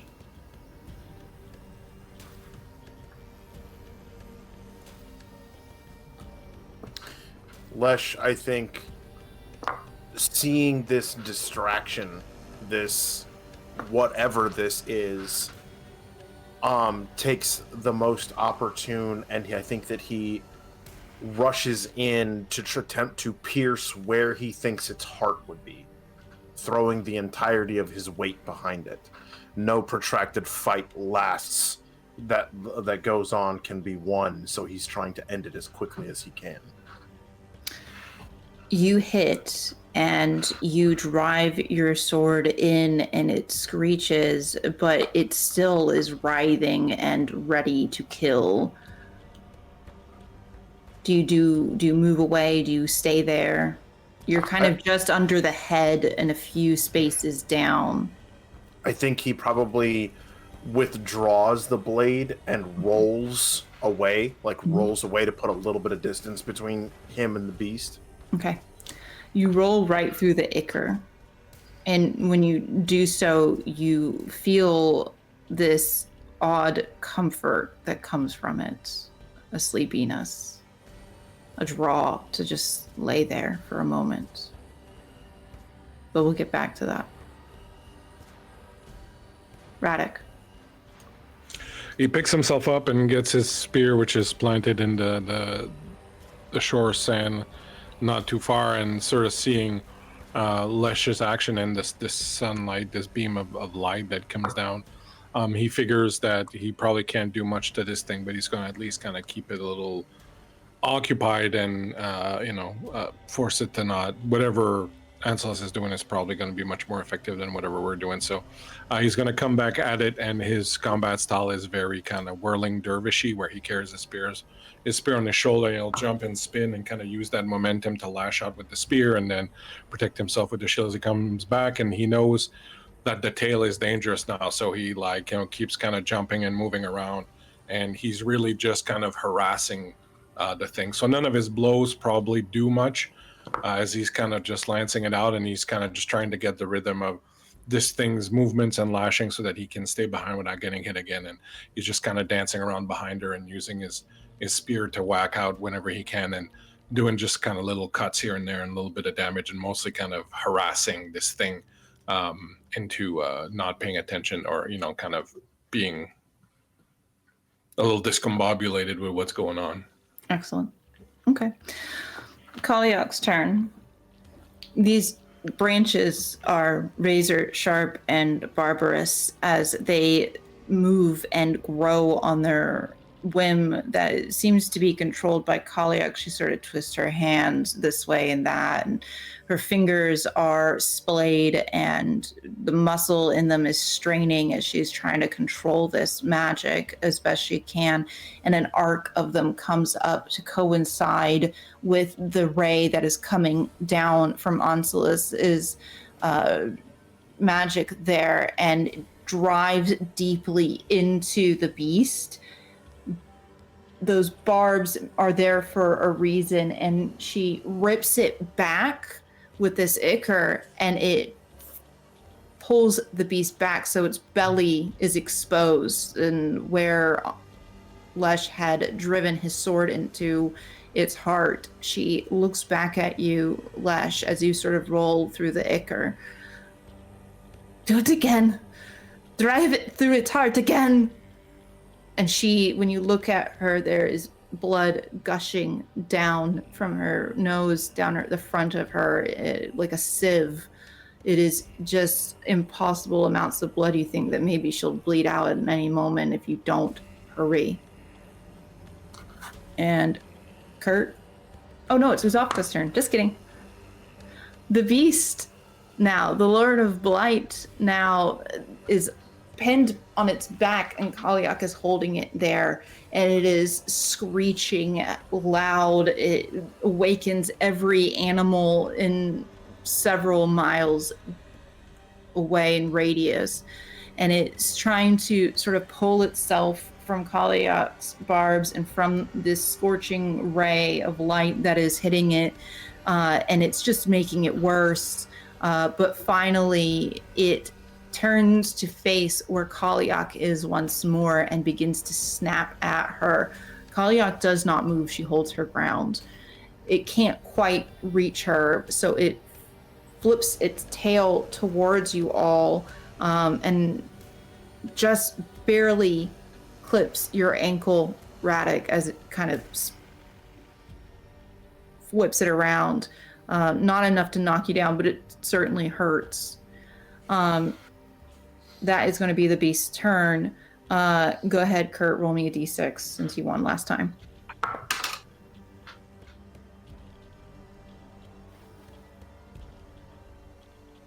Great. Uzofka finds the strength to writhe out of Kaliak's grasp with her barbs.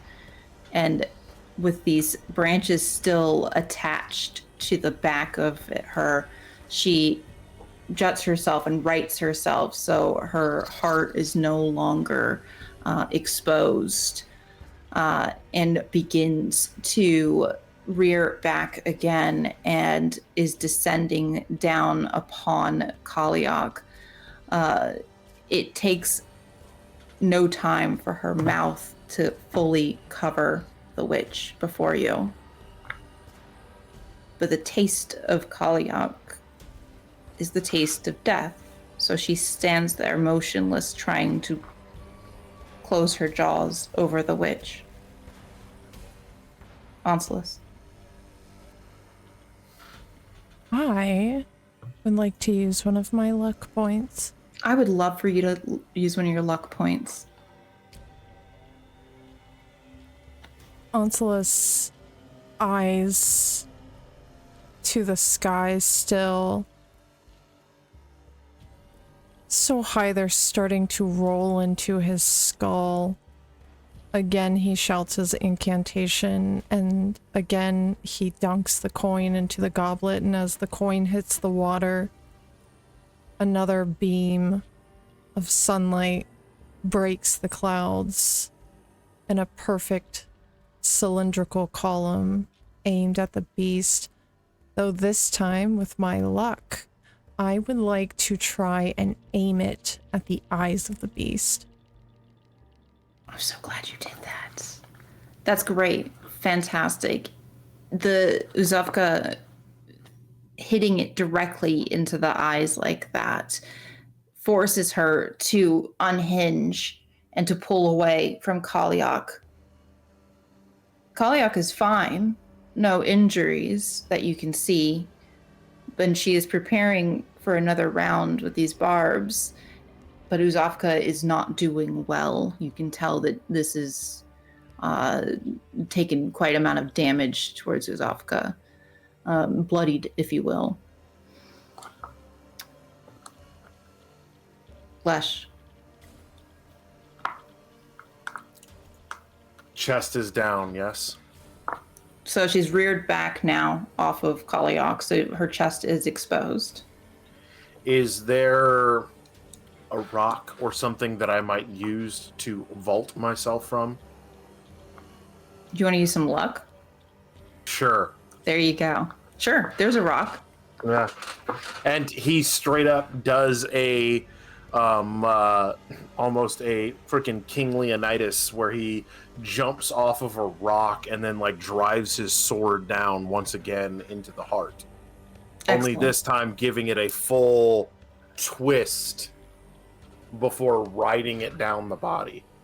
It screeches again, and as the blood and viscera begins to spill out of it and on top of you, you still have some of that ichor left on you. God, it felt so nice to lay in it just for the second that you were there and what it would take to just go back there.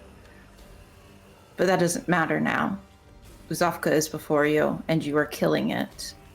You feel the sudden surge of greatness before you. Radek, you see an exposed muscle pumping beneath the flesh.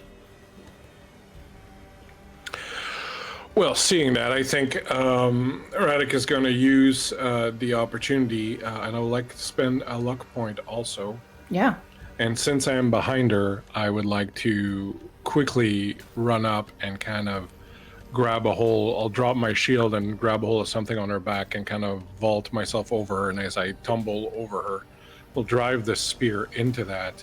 However, since I'm asking for a lot, even with a luck point, as he does that and tumbles over, just as he pushes the spear and then hits for that thumping muscle that's his target, the thing is going to launch its shoulders, and some of the spikes or spines that are protruding from there are going to rip through his chest and sort of expose his side a little bit as he takes that wound, and then plunges that spear in and lets go of it and falls to the ground, bleeding profusely from the side. Excellent. Kaliak stands there, calling upon death, calling upon Zatka to guide her hand. Onslaught, you feel something brush just past you. Just a casual stride. Lesh and Radek, if you were to look towards Kaliak, you could almost see a man in a cloak just peeking out from behind her. Just a trick of the eye. And she gathers more strength, and these spindly branching barbs come jutting out from the earth again and retract or connect back with Uzavka and pull her down. Beneath you is a rumbling. The water of the lake begins to find a drain of some sort. But we'll get to that in a second. I believe it is time to roll for initiative, and Radek, Bleak, it is your time to roll me a d6 since Kurt lost poorly last time.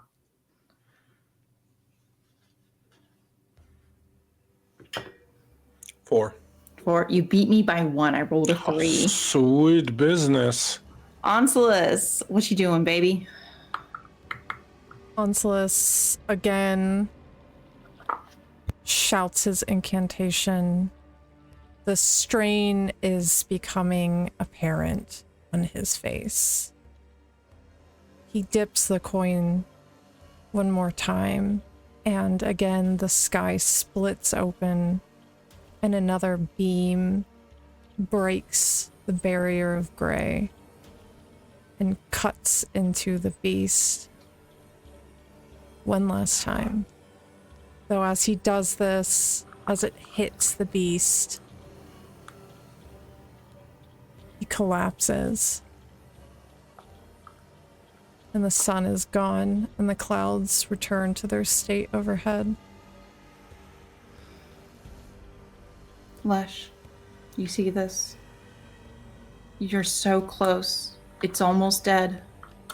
And you see the water draining down into what you don't know, some sort of chasm.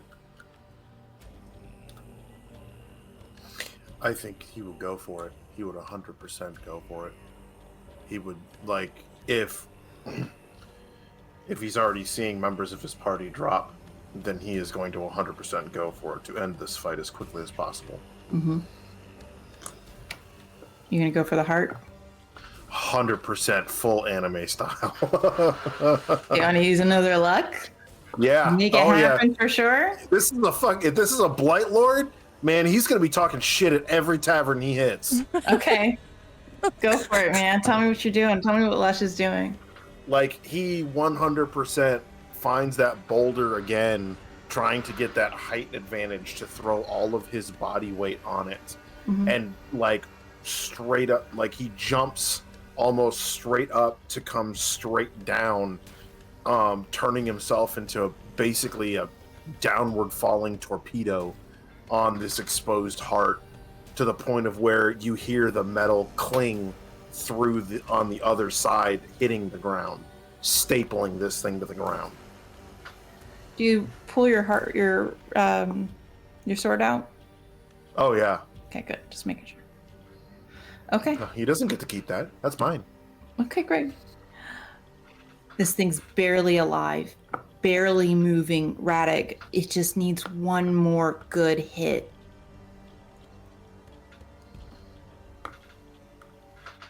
From his position on the ground, I think Radek kind of like tries to sit up and push himself up a bit, sees, the exposed ribs and the blood draining out of his side, and collapses, and then looks up and sees the dive bombing of Lesh and the hit that he does on the thing, and sees the creature reeling, and he just pulls his obsidian axe out of his belt and sort of rolling himself to get some momentum, throws it, aiming right for the exposed wound.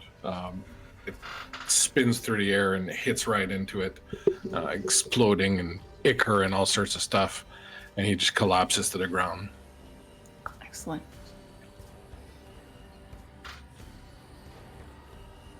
Kaliak is called the World Eater for a reason. the rumbling you felt begins to pick up. That lake and the world just beyond it begins to cave in on itself. You, as children, would have been told of the fire of Nav, the great flames, the eternal suffering. And as this chasm begins to open in and of itself and is in fact eating the world before you, you hear the screeches of the demons below as fire begins to jut up, hitting the water and creating the steam, crumbling. You have a few minutes to get away as this Lord of Blight is sucked back down into Nav where it belongs. Kaliak is in full force controlling this, but for how long we do not know. What do you do as we exit combat, Lesh, and Kaliak is eating this world? He is grabbing Ruddick and throwing him over his shoulder and making for farther back before dropping him and turning around to go back towards Enceladus. Excellent. So you guys have made some good distance. This is something that your wildest dreams or nightmares could not have come up with, to see the fire of Nav coming up from below the earth. And eventually the crumbling comes to a halt, and you are left with this chasm of fire just jutting up. The dust is beginning to settle, and Kaliak, there at the lake, just before the chasm, looks lost, confused for a moment, and she's sort of wandering around a little bit. Think he would run and scoop her up as well. Oh, she does not let you. She, with everything that she has, and you can still feel the magic permeating off of her, she shrinks back and reaches down below to the ground and begins to scoop Iker up and pour it into her mouth. Just a woman possessed. The carrion, the smell of the carrion is still fresh on her. She smells like rot. And she's just scooping all of this ichor into her mouth obsessively. The blood from her nose does not cease. And eventually, tremors begin to take over her body, and she makes her way down to her knees and then onto her back. And then in a moment of horror, this black foam starts to come from her mouth as she is fully having these tremors that have taken over her body, and she is convulsing violently, and she is wheezing and she is choking, and the sound of it is the exact sound of somebody drowning.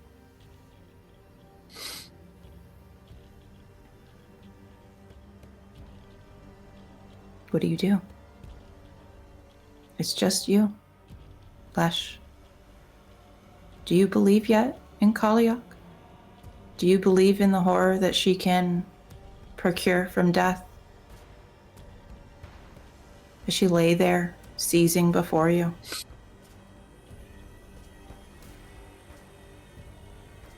I don't believe it. I think he just tries to grab at her and try and pull her away. In this catatonic state, you may do so, but she violently convulses in your arms. Quiet, little mouse. You've done your job. You get her back up to Radic, and Onslus is still laid out there. You have a few minutes to sort of collect yourselves. The Lord of Blight is gone, the lake is blonde, and there just kindles the fire of Nav before you.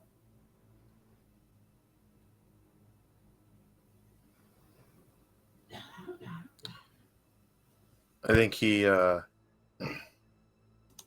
leans down to Anselus and not maliciously slaps Anselus across the face to try and get him to wake up. Nothing. He's limp entirely.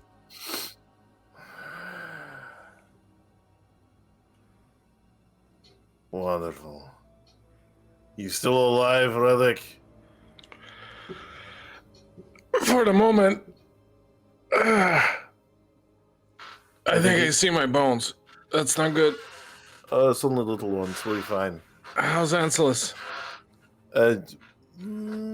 Sleeping. We'll go with sleeping. We're good to go with sleeping. Still breathing, more or less. Yeah, I think he runs over and he quite literally rips a portion of his riding cloak off and smears mud in it and then slaps it on the side of his wound or whatnot. Why are you trying to kill me? I'm not trying to kill you. Just rub dirt in it. It'll be fine. Gods. I just pull It's on good that for a you, little bit. strong man. Let's go.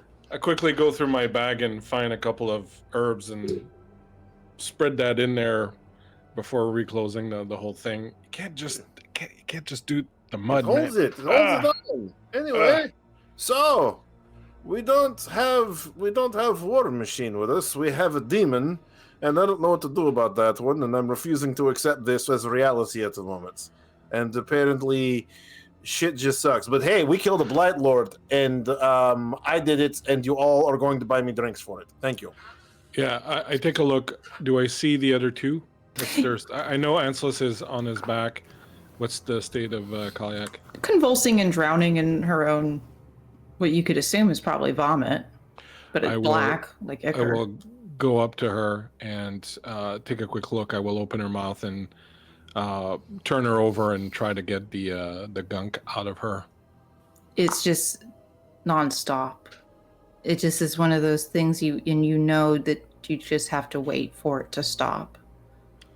Okay, well, I try to put her in a position where she can spew that stuff without choking on it. And it splatters out across the grass and the remaining snow, this horrible black. Lash, I need you to hold her like this.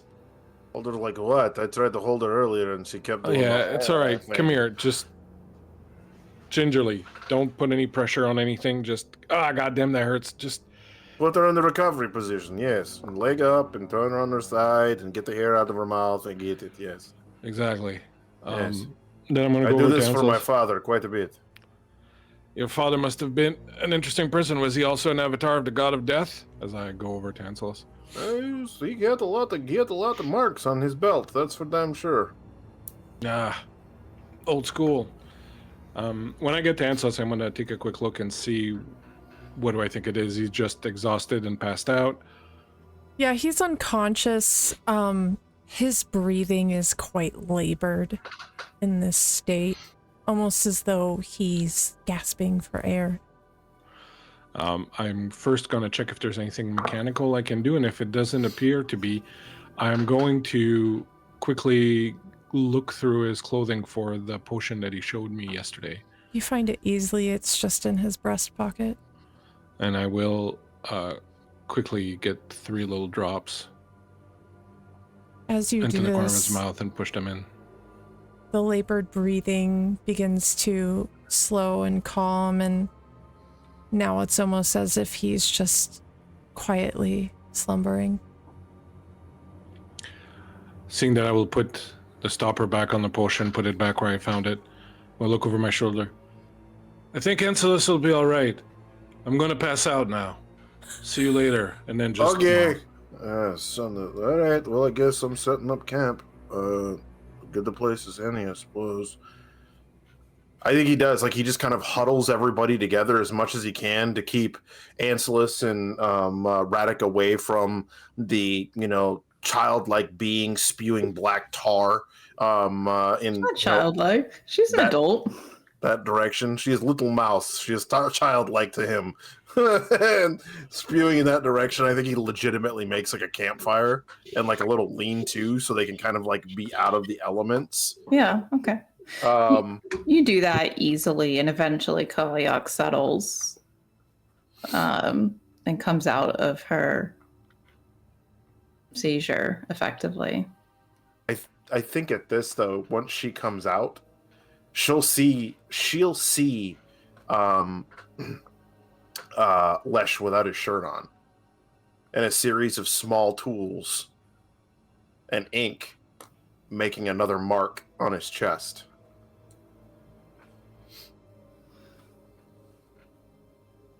You see her slowly sit up.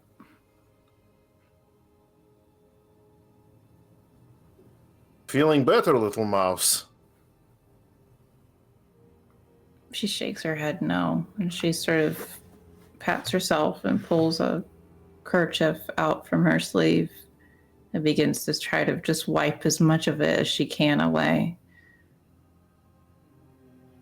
He throws her a water skin. Drink something, it is good for you. Don't worry, I won't rub mud in your wounds. She takes a sip and sort of swishes it and spits it out. It's just gray water. Ugh. That is the cost of magic. Seems like the price is too high. I don't get to discern what the price is. That is up to the gods. Forgive me, little mouse, but there is nothing godly about what you did. I'm sorry that you think that.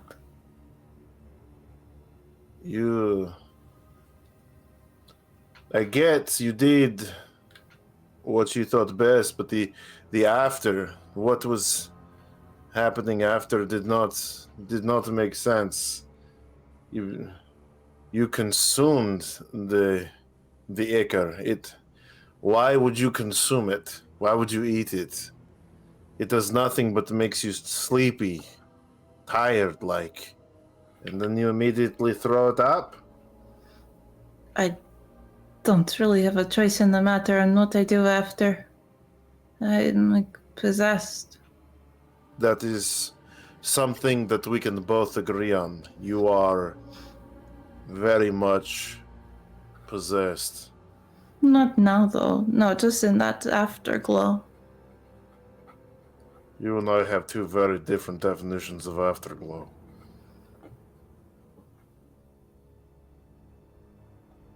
Perhaps sometime I will show you where I go then.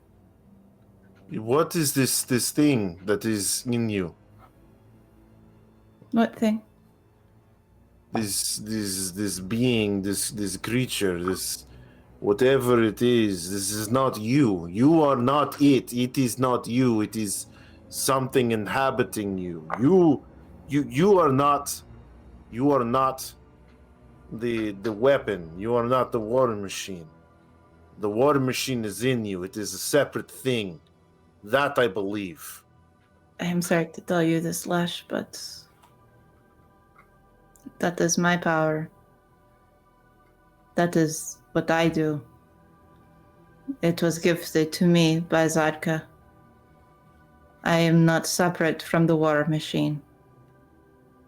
It is hard for you to understand this, I think, because of what I look like on the outside. But magic is never meant to be beautiful. It is an ugly thing. Yeah. You're alive. They're mostly alive. That is all that matters. And more importantly, I have a new mark, and one worthy of at least a few drinks. Today was not my end, but I tell you this, I don't know what I saw. I just know that it is something. I am not ready, nor will I ever be ready to believe that you are some sort of deity. No, no, I'm not a deity at all. I am simply the conduit of one. Yes, well, you act and walk like one, and you wield power like one, but you are not one.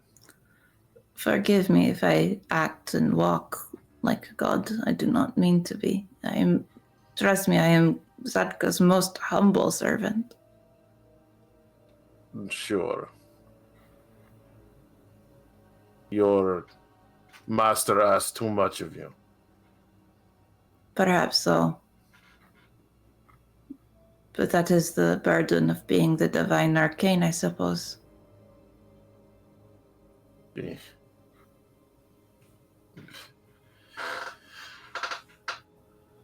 Will you be all right? I'm going to go fetch the horses.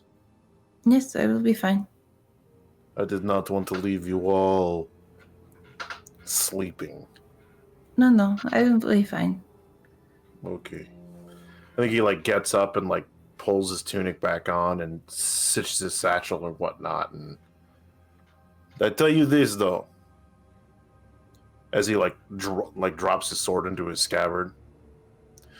You fight good, little mouse, and for that I may not know what you are, I may not accept what you are, but you have my respect, nonetheless. She does not know what to say to this. She is confused. But Good. she sort of draws her knees up to her chest and just waits for Onsilis and Radek to come to again. They might be a while. And he goes and he fetches the horses, rounds them up. Some time passes. When do you stir, Onsilis? I think it's been perhaps just under an hour before he rises. And he's very groggy and shaky as he comes to sit up. How long was I out? Not long. How long is that? I must know. Not quite an hour. Interesting.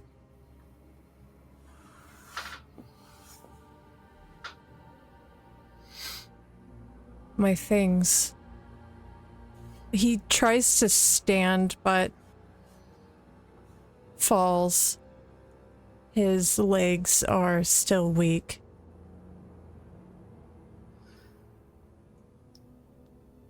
Were they left with the horse? Or no, they were on the ground? They were on the ground with him. They would be undisturbed. Kaliok would nod to them. Do you use tomes? How close are they to that place? To Vintercello? No, to where his things are. Oh, sorry. To 30 feet. Okay. I do. I see.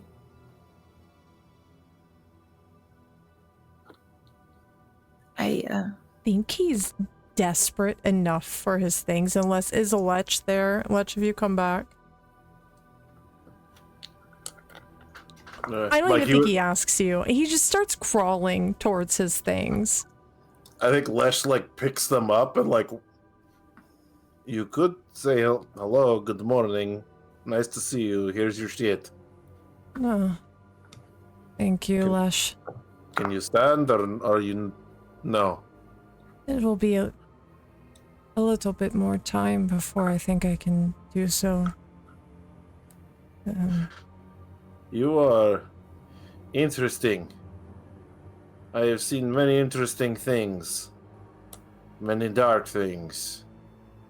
And I think he he straight up Slav squats down and stares and looks and he just goes, but I've never seen anyone open up the sky. That's new. Perhaps you will keep that to yourself. Maybe I understand now why your hair is so white. Anyway, I hope you're feeling better. You fought good, and I think he like slaps him on the shoulder. He like nearly topples from this. You fight good. Good to know. Oh, by the way, if you have any sort of knowledge about patching holes in people, I'm pretty sure Radek could use it. I rubbed mud in his wound, and he put some stuff on it, but I don't know. I could see his ribs. It was kind of cool, but you know. Perhaps. He, from his things that were on the ground, he kind of packs back away the book and the goblet and the bottle, and takes the pendant and puts it back around his neck and kind of slips it underneath his dressings. Anyone looking closely enough to it would have seen that it was stamped with the sign of a sun. And then he would reach back into his pack and he would pull out another book, a journal, and start flipping through it.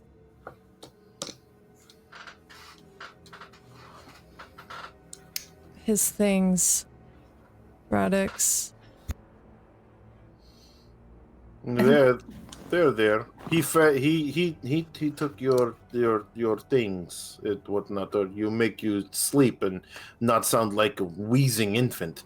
But he's asleep now. Do you have thread and needle or no? Kalyak just ignores Lush's ramblings about thread and needle, and will get up to Radix's horse and bring up whatever his pack that he carries with him over to Onslaught. Leek, would Radix label any of his herbs he keeps on him? Honestly, I don't think he would. I think they would be organized in some way so that if like you recognized one of, in a pack, you would kind of have an idea of what these are meant to be, sort of thing. Does he keep them like dried and crushed, or would you think that he would have like little bundles of different herbs that he kept? I think he would, yeah, he's been picking them along the way, so I think he would have a little bit of both. I think Onslaught flips through the book, and within it you can see it's written in common tongue, and there's little drawings and various recipes in there, and he's looking at the drawings and kind of comparing the herbs that he sees, and he picks out a couple herbs. And can I indicate something to you? If you go through his things, you would come across a book of quite old, leather bound. You would certainly recognize a lot of symbols or elements having to do with earth witches in it. If you opened it up, you would find information about the various herbs and things of that nature in there, and you could probably use that. You would also find between a couple of the pages, there are two locks of hair. One is a long lock of hair that is similar to Radix's hair color, and then there's another one that's jet black on a different page. he would have herbs of healing, though. Things that he could ingest. Yep. I don't think Anselus would go through his books. Okay. Yeah, I don't think he would. I think he, through the illustrations in this book that he has, he can kind of pick out a few things. And I imagine that he has some sort of mortar and pestle in there as well, some way to make a poultice. Yeah, for sure. And he would do this. You can tell, Lesh, if you're watching, that this is not something he's trained in. Like, he is literally reading a recipe. He's kind of clumsy about it, but in the end, he comes out with this, like, horrible, like, slimy green poultice, and he starts pressing it into Radek's wounds. Yarrow, it will stop any bleeding, and it has antiseptic properties to it. A few other things in there to help, but he should be okay. And then he closes his book and slides it back into his bag. I'm sure he'll need to rest for the evening.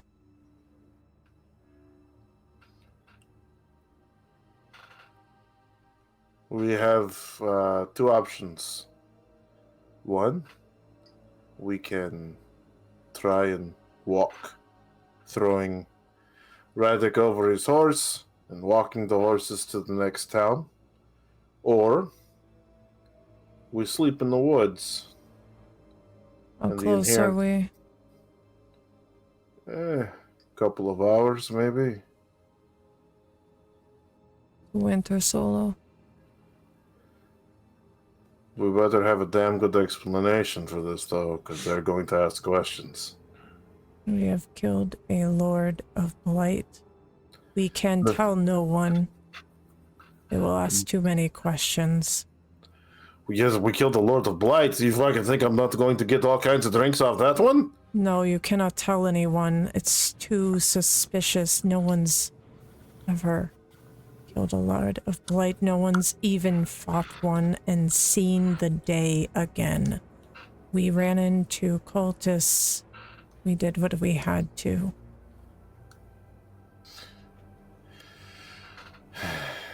You know better, Lesh.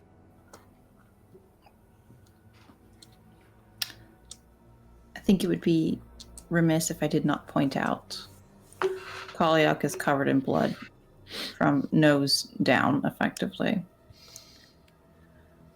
You have, well, there's now a gaping hole in the world where that lake used to be.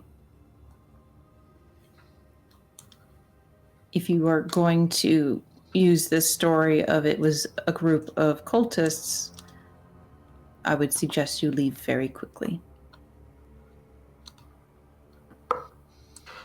We must pack up. We must go. I'm strong enough to make it to the horse. To control the horse with the girl. I think I'm sorry, friend, but you're gonna hate me. And I think he, like, literally hoofs him up over the horse. So he's just kind of, like, over the horse.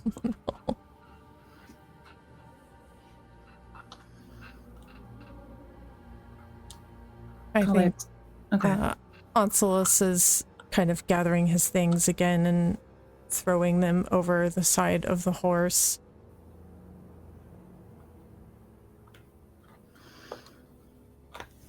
Kaliak stands and try to help where she can,